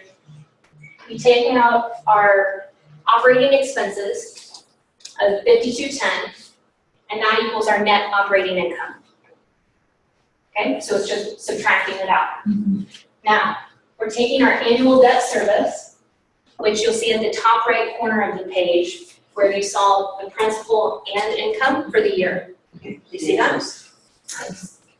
Yes, principal and interest, thank you, times 12, okay? And that's going to get our cash flow before tax. Now, everything on the sheet is color-coded, so it's trying to help your eye to be able to gather this information. These 4 categories you're going to see on the side is what we're going to be using for the very bottom part of the sheet as well. So next, we're going to discuss our annual debt service. So this is where we're trying to find out our principal reduction. Forrest was talking earlier about how his tenants are the ones who are paying down his properties, especially that one that's worth over $700,000. He only invested $99,000 into it. So we're trying to tell our clients how much is this tenant paying down their principal reduction every year. So we take that $7,080, we subtract out the interest, and we find that the principal is being reduced by $1,980. It's pretty good. Not great, but it's pretty good. So we're going to take our operating income that we found above and find our now whether or not we're paying tax or we're saving tax on this property. Now, Uncle Sam says, hey, we're not going to tax you on your net operating income. We're going to allow you to take out your interest and your depreciation. Now, remember, if you're talking to a client who makes over $100,000 as a combined income, like that doctor example he used earlier, or they're making over $150,000, they may not be able to use the depreciation. And again, your disclaimer is, I'm not a tax advisor, I'm not an attorney on this, but these are examples of things that you may be able to take advantage of. So what we're going to do is we're going to subtract out our interest. We're going to take our depreciation, which was in that top section of the worksheet, if you're being able to see it there. And then we're finding actual taxable income is not the $10,390, it's actually the $2,647. Is that better than $10,000 being taxed on $10,000? All right. So one of the tax brackets that when we're talking to our accountant and saying what's a reasonable tax bracket to expect our clients to be in, he's saying conservatively before the tax reform, he's saying about 35%, so that you're not estimating way too high or not estimating way too low. So we're taking a tax bracket of 35%. So we multiply 2647 by 35%. We have a tax amount that we're paying of $926. Now that becomes important in just a minute. We'll go over that in just a second. But for this property, we're expecting an appreciation year over year of about 3%. Now, how would you guys find how a property is appreciating in value? Pull your comps. So there's some information that you can find out from comps, and then there's some things that you're going to be able to pull from the tax record on this. So our appreciation that we're taking is $4,500, and the way we find that is saying, okay, we're buying it for $150,000. If we think it's going to increase by 3% every year, you take 3% of $150,000, and that's where you get your $4,500. All right. Here's where we're going to go to the bottom section. So we're taking these 4 categories that we have along the side, and we're going to be adding them together to find out our rates of return. Now, the first section that we have at the bottom says rates of return with appreciation. Now, appreciation is speculative. So it's not something that we can absolutely rely upon, but you'll also find in your packets here, we've set some definitions. It's got a neat border around it. It's called the rate of returns. And these are talking points that you can have with your clients to explain these bottom categories. So what we're doing is we're taking the 3310, we're adding that to 1980, and then we're subtracting out Because if we had tax savings, that would be a benefit. You with me? If we're paying tax, is that a benefit? No. So because it is a detriment to us, it's a non-benefit, we are subtracting out the tax that we're taking, that we're paying, and then we're adding in the appreciation, which is our bottom category. So that total is $8,864. And then we're dividing that by our cash invested. I'm sorry, that's a plus tax thing? So plus tax save would be if we were saving tax, but we paid it. So we are actually subtracting. Make sense? That's a tricky thing that everybody at first goes, what? So it's a good question for you to be able to mention. If it was a benefit, we want to add it in. If we're paying tax, it's not a benefit, we're subtracting it out. So for this particular property, we have a 29.54% return on investment. How do we feel about that number? Awesome. It's pretty good. One of the things with rates of return down here is maybe every investor isn't really looking for the exact same thing. Maybe somebody's thinking cap rate is their most important aspect to them. Maybe they just say, you know what, I don't care about cap rate. I want to know what the cash on cash, how much cash I'm putting into this property and how much I'm actually getting a return on that investment.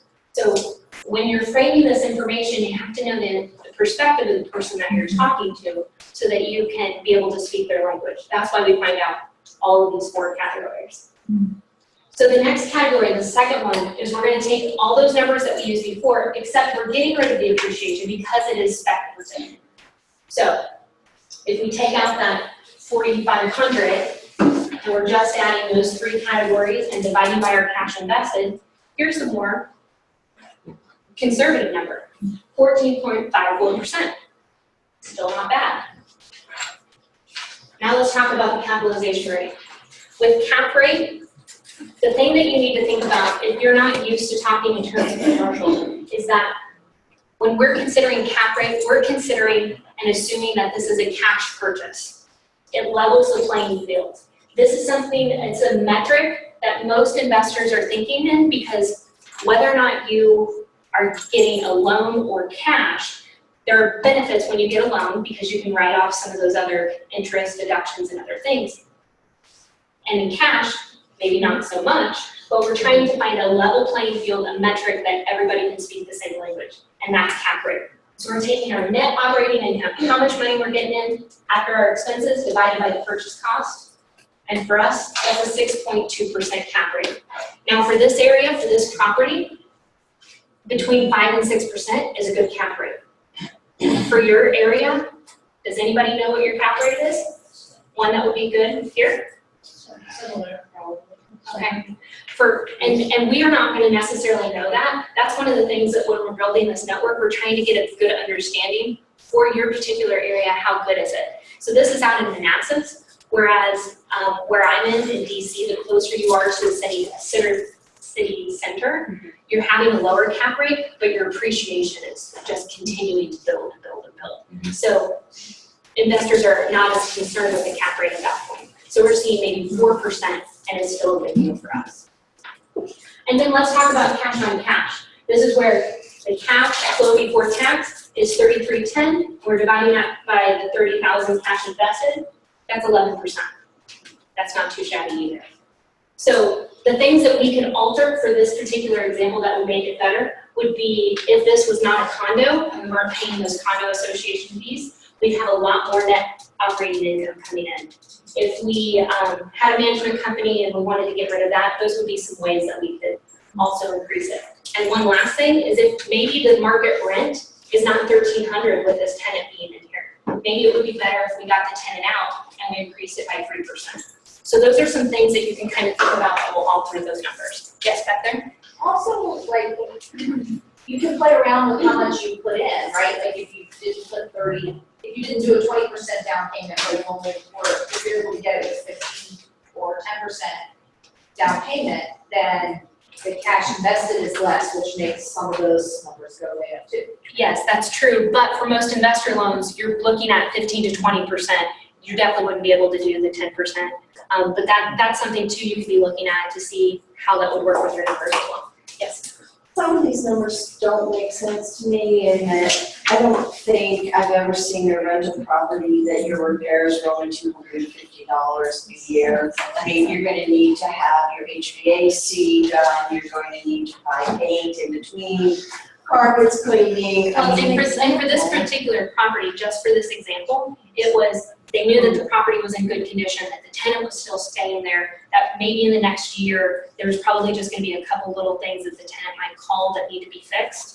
So that's why they keep that number pretty low. But you can adjust that number for any reason based on that particular assessment you've done on that property. But it doesn't, to me, it doesn't include any maintenance, it doesn't include having to, you know, that's great for the first year, it's wonderful. But in year 2 or year 3. And that's why this is a powerful tool, because if you were to do these numbers again for your investor after they bought it, and then that just shows how much this investment is continuing to increase. Because again, maybe your rental is increasing, but you've got a couple additional extra expenses just for repairs. It's showing how this is our baseline for evaluating the property, and then year over year, you're continuing to stay in touch with that client to show them how that investment is going. By local properties, and I did not want to manage property myself, what might I expect, I assume is a percentage of monthly rent? Yes. Property management fees. For our area, it's 8 to 10% of the monthly rent. It's 4 to 5. In our area. I don't know who your management company is, but I think other people in the room would probably be excited to hear that. Hear it. Well, then you should.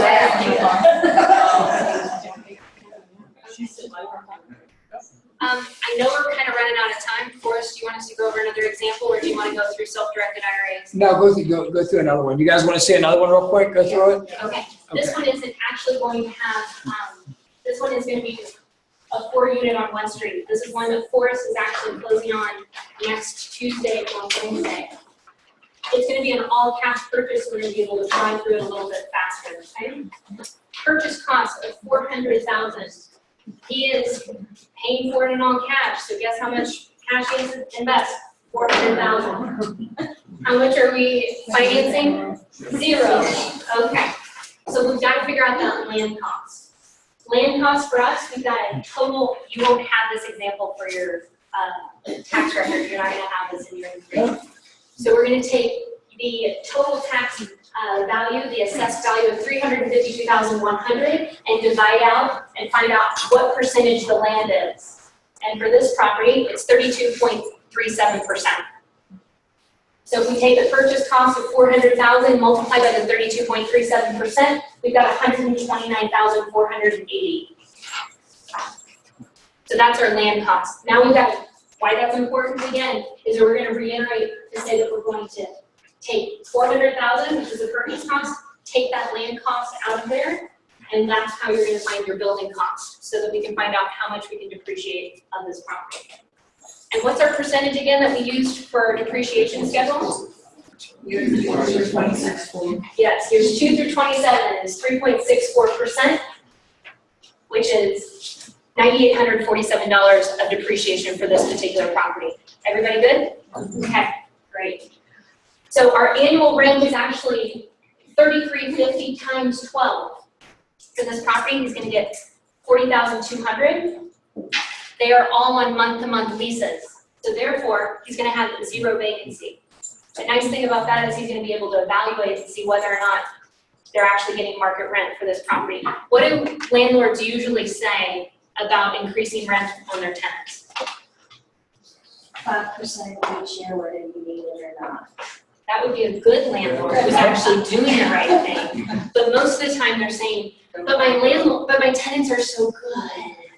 And therefore, they're taking money out of their pocket, and they're just not increasing rents year over year. So it's a detriment to them. So we're going to see what that looks like in just a minute. So gross operating income, $40,200. We've got real estate tax of $49.40.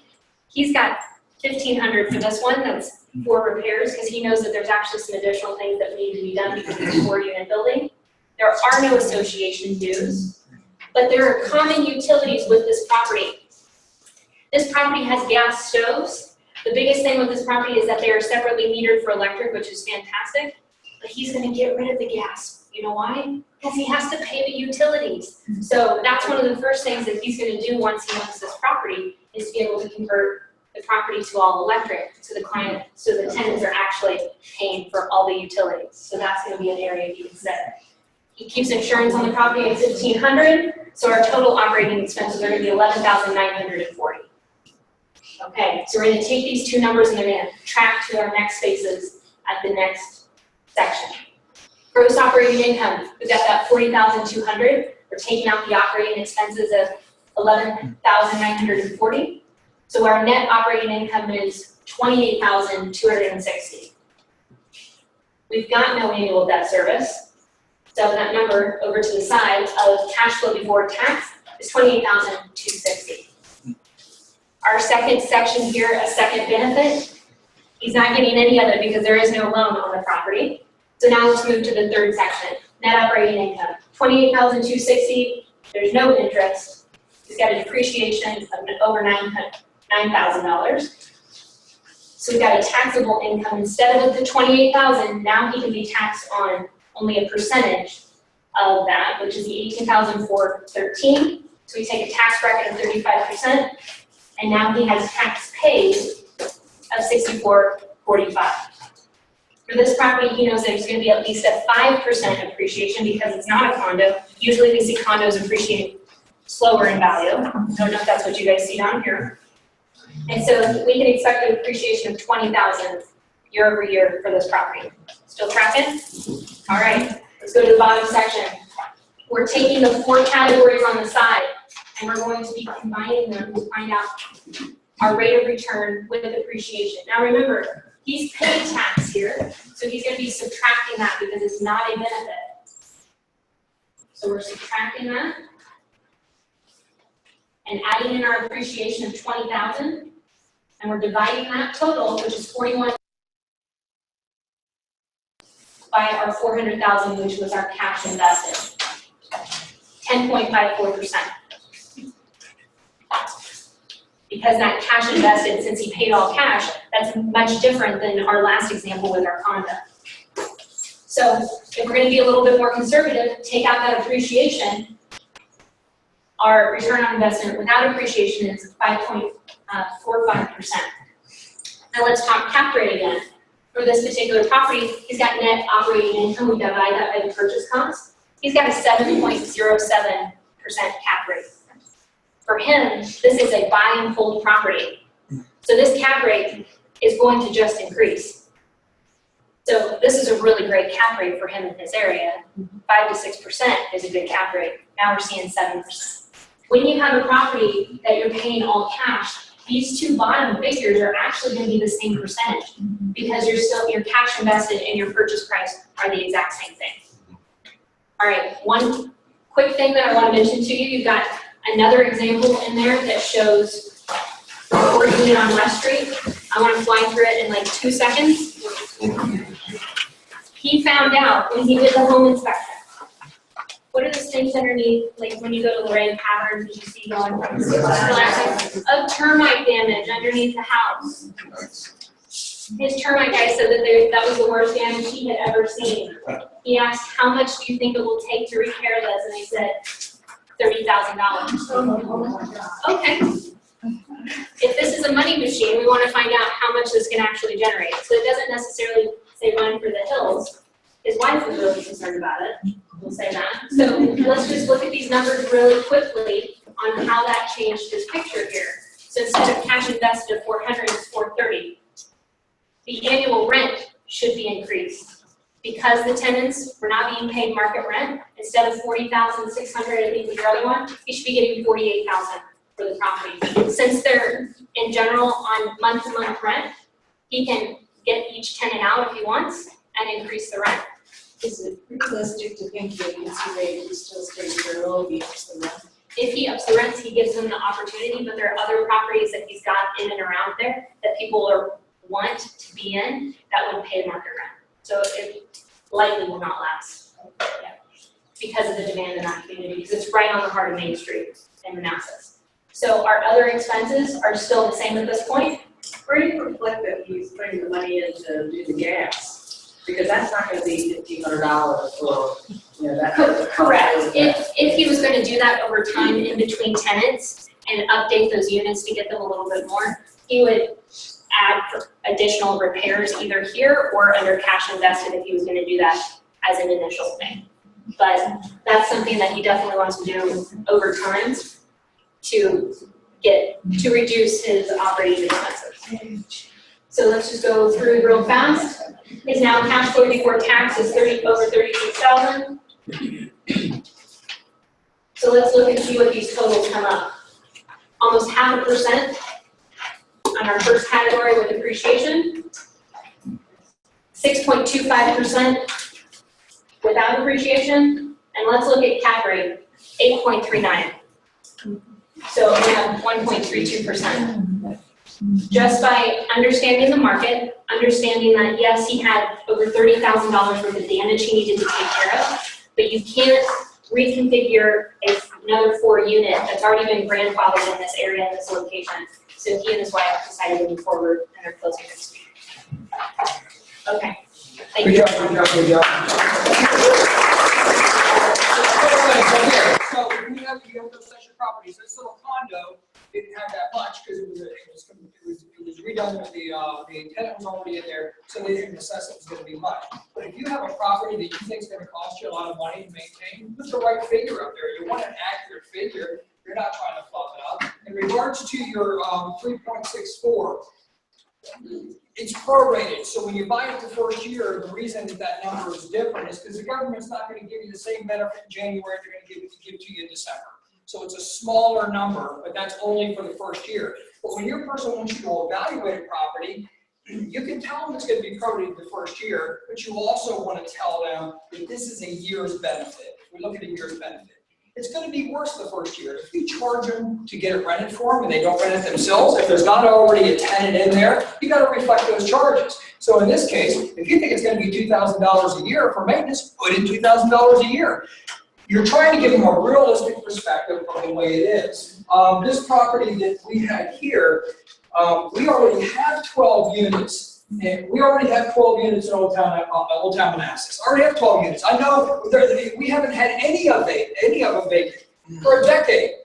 There's just so much demand for it, and we know what the market is. So we know that the gentleman that has this, his rates are under market. He's a guy that fixes watches. He's not a real estate professional, and he doesn't raise them because they continue to stay, and he doesn't want them to leave. So it's been good for him. But the first thing you want to do is, what is the market the way it is? And the second thing is, where should it be? Evaluate where it should be. How quickly you can get it there may take some time, but you'll get it there pretty quickly. Then look at your leases. Are they month to month? You just simply tell the folks, market rate is $200 higher per month. Are you willing to pay it? No, we're not. Here's your notice. Go in there, fix it up a little bit, and move on. The termite problem was really bad with termites. Damage wasn't so bad because the termites were going down to the mold and dying when they hit the black mold. So, so that worked out good for us. But the worst case scenario is $30,000. Just do the math. But to take a single family house in Old Town Manassas, 2 blocks from Old Town, and say, I'm going to make it a 4 unit, forget about that. That's never going to happen. Just add the money to your money machine. But once you have 48,000, if you take 40, okay, so you're going to now take 26,885. Take 26,885 divided by an acceptable cap rate of 0.06, and what's the property worth? Take 26,885 divided by 0.06. Is that right? Oh, I'm sorry. This is not our breakdown. Take 36,060 divided by 0.06. Somebody do it for me. Otherwise, I'll have to do it in my head. That's going to require my 600. How much? 601. 601. So the property's worth 601. Is it bad that I got $430,000 into it? See, My wife's a residential real estate person. When she was talking to them, I couldn't make eye contact with her when I went to the property. I saw her standing there. I got off the train. She'd already been there with the home inspector. I saw her, so I turned to the right, and I just talked to him. Because I never wanted her to say no. And then I started talking, how bad is it going to be? He was talking about cap rate and all that. Then I re-engaged. Here's the thing. It's only $430,000. We can build homes from the ground up. This is no big deal. But I'd rather have 430 in something that's realistically worth 601. Would you not? Yes, sir. Why would you pay cash instead of borrowing? Well, because in this example, is anybody not impressed by that?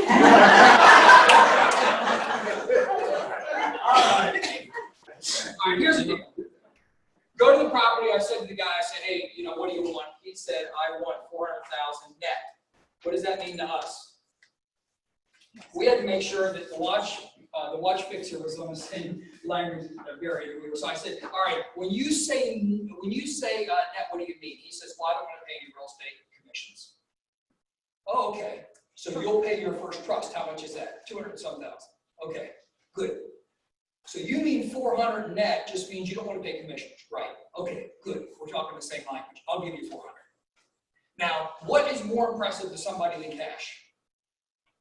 So if I'm going to lock down a deal, I'll say I'll give you 400 cash. Okay, right? I'll give you 400 cash. Can I always get a loan? Yeah. Do I have something else I want to buy? No. I don't have anything else I want to buy right now. Okay, just give me cash. Who cares? My goal is to have it all paid for and have all the money coming in. I can always borrow against my properties. Okay, get them all paid off. I don't need to continue. This is going to give us 27. We're going to continue to build on it. All I have to do, go to the bank. The bank's going to give me 80% or 70% of it. I buy something else. My next property, I make a contingent on financing. Okay, no big deal. But I like going cash because eventually I want them all paid off anyhow. I have a restaurant built in Old Town Manassas. Owed nothing on. Now, an example we did this morning. I don't owe anything. That's all money. Once I have enough of them where my net income is $300,000, I'm putting in my resignation, right? So if you had $300,000 coming in, $25,000 a month, and all your bills were paid, and that was net income, would you be okay? Okay, so would I. I mean, we don't live fancy. Yes, ma'am. Would you agree that, well, first of all, this worksheet is a snapshot, not a year-over-year return example, but if you're going to keep it long-term, then look more at the one with plus appreciation, but if you're thinking of maybe it's a 5-year plan, Larry Kendall says, forget about income, as long as it breaks even or better, because his whole thing is get it paid off, and it's a money machine forever. It's going to continue to grow. And he gives some other examples. So the idea is with me, everything's going to be long-term. If somebody's flipping property, I don't really look at that as real estate investment. If somebody says I'm going to own a property for 2 years, they're going to have recapture on this unless they do a 1031 exchange. So I'm looking at buy and hold, buy and hold. To me, that's real estate investment. When you go to your stockbroker, does he say, let's buy stocks and then let's sell, let's buy stocks and then let's sell, let's buy stocks and then let's sell? No, buy and hold. Even they're saying the same thing. Buy and hold, because over a long period of time, take the depreciation. Do I have to have recapture on, do I ever have to pay taxes on my real estate? No, never. Because if I give it to my kids, as long as it's not worth over $22.4 million, then they don't have to pay taxes. And if they hold on to it, they'll determine what it's worth at that point in time, and it'll start from there. The government's saying, don't pay us tax unless you absolutely want to. And if you sell something, do a 1031 exchange. We made up those numbers. We did 31 so it wouldn't interfere with 39 or 27 and a half. Do a 1031 exchange and don't pay us anything. Just keep kicking the can down the road. We don't want your money for us. They've been so friendly to me. All right, let's talk about IRAs. Take out your IRAs off real quick. I'm promising you now I'm going to keep you 5 minutes late.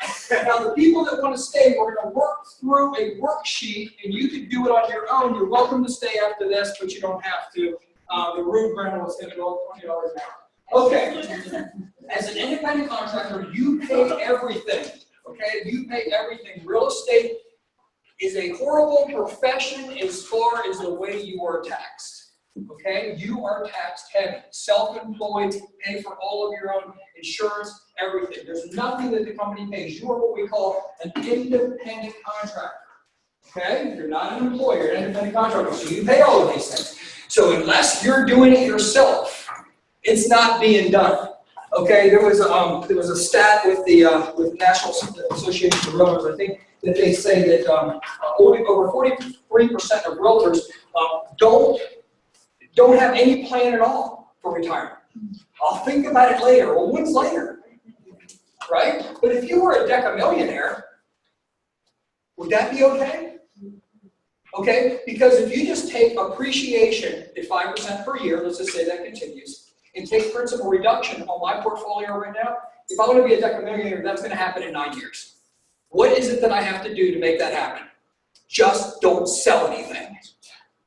Principal reduction and 5% appreciation, net worth over $10 million. Just don't mess with it. That doesn't talk about my depreciation, and it doesn't even talk about the income. All right, so you're in a bad position as a realtor.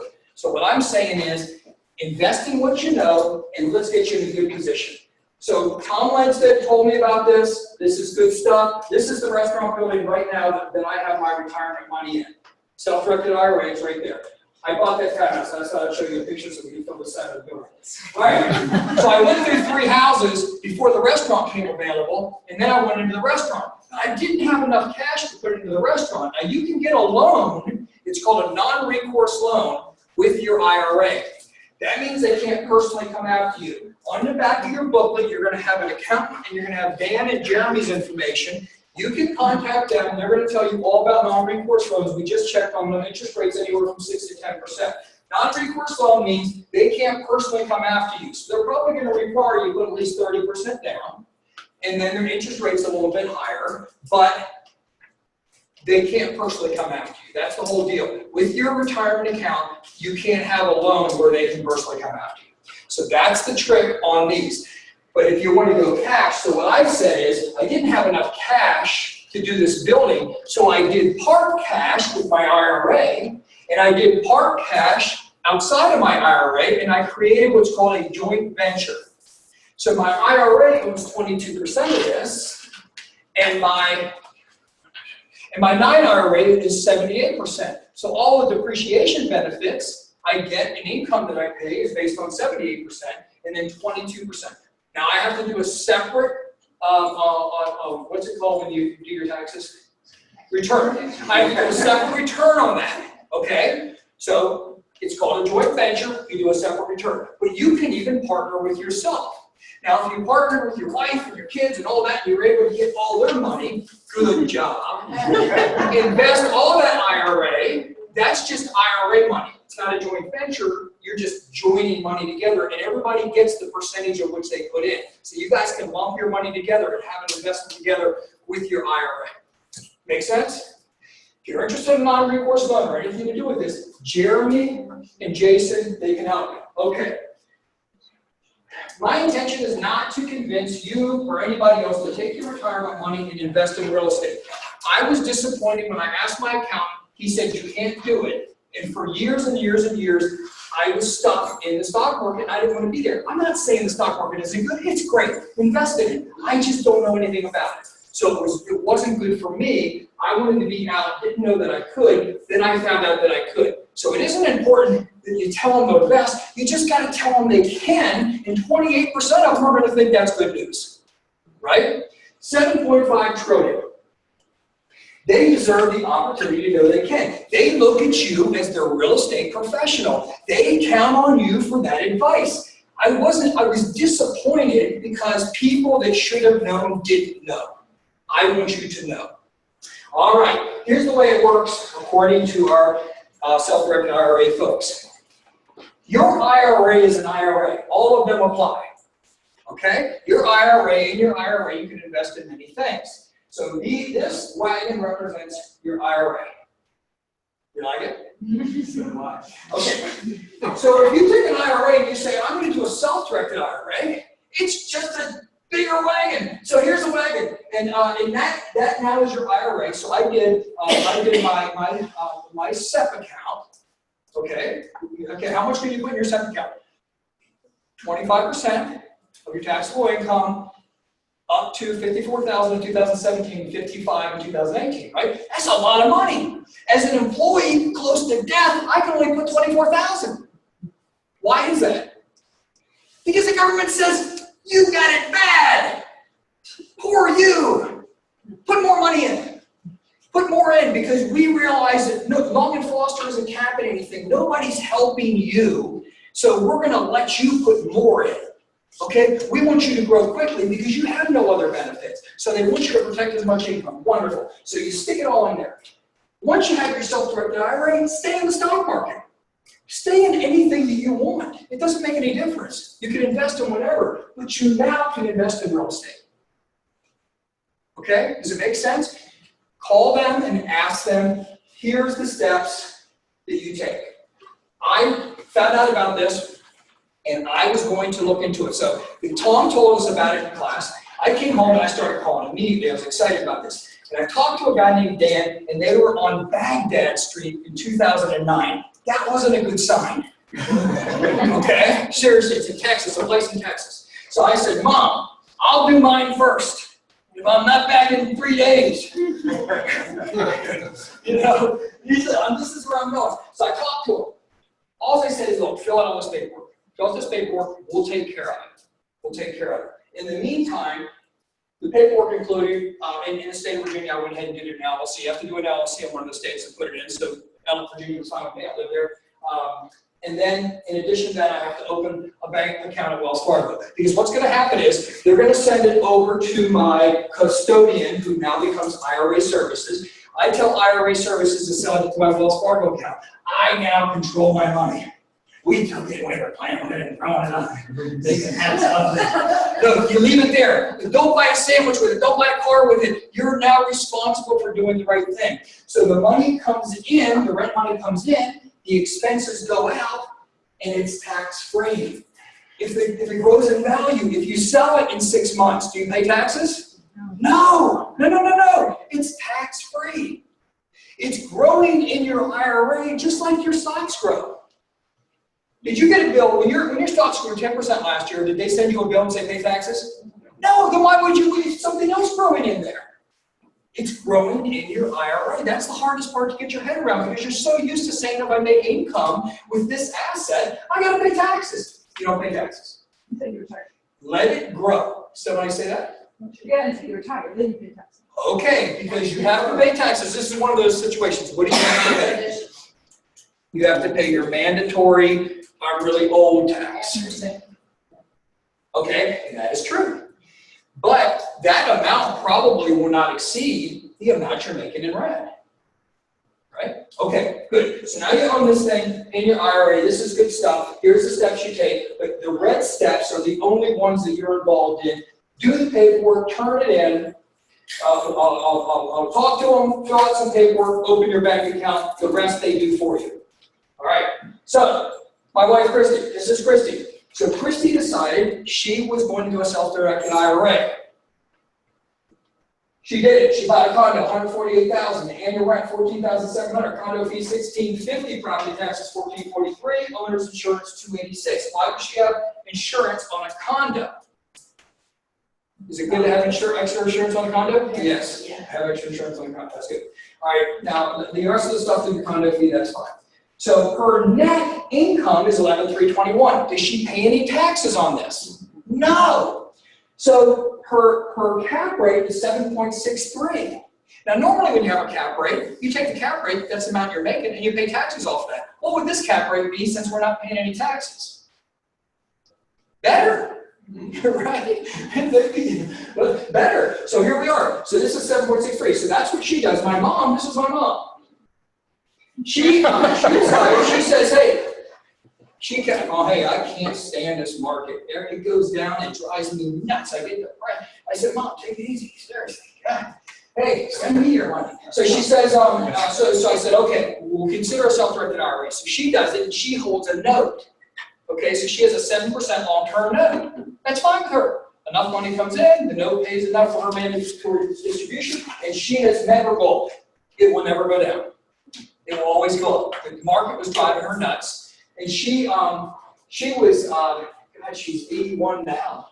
So she was in her 70s, mid-70s when she started, and she has to take her mandatory distribution, but the 7% exceeds that, so she never has to worry about it going down.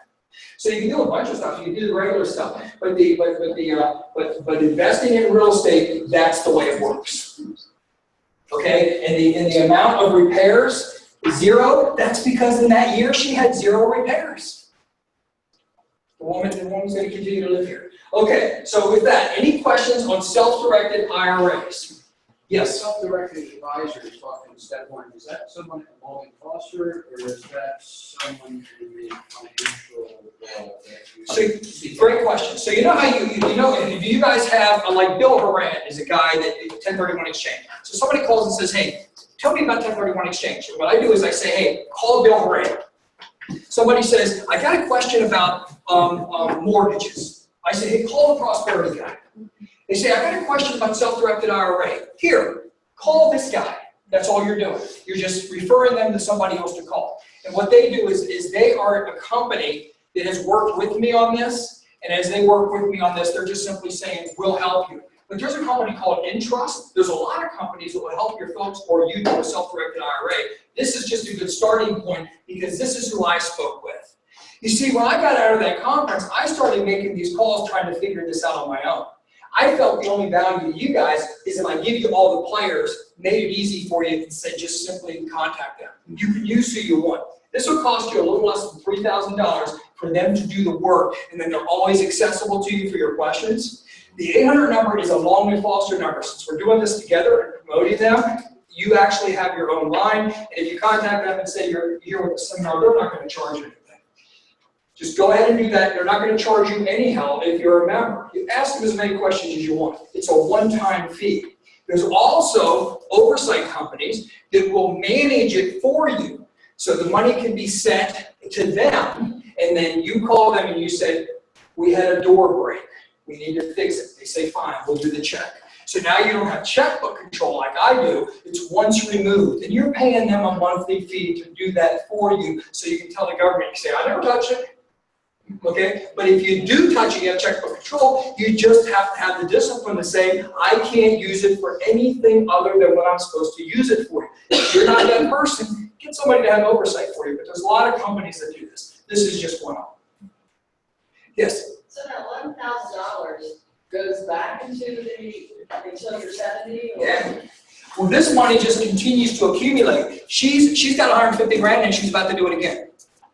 Okay, because on a SEP, you can put up to 55,000. It doesn't take long, and this money just continues to go in and grow. So all the money goes in, the expenses come out of her checkbook control. The IRA services, the folks that you have to use as the custodian, $100 a year. $100 a year. That's all they charge me. I don't know what your people charge you to do your stock accounts, but it's probably not $100 a year. It's probably at 1 to 3% of your whatever you have to do. But yes, it all goes right back into the account, comes out of the account, goes back into the account. Yes, ma'am.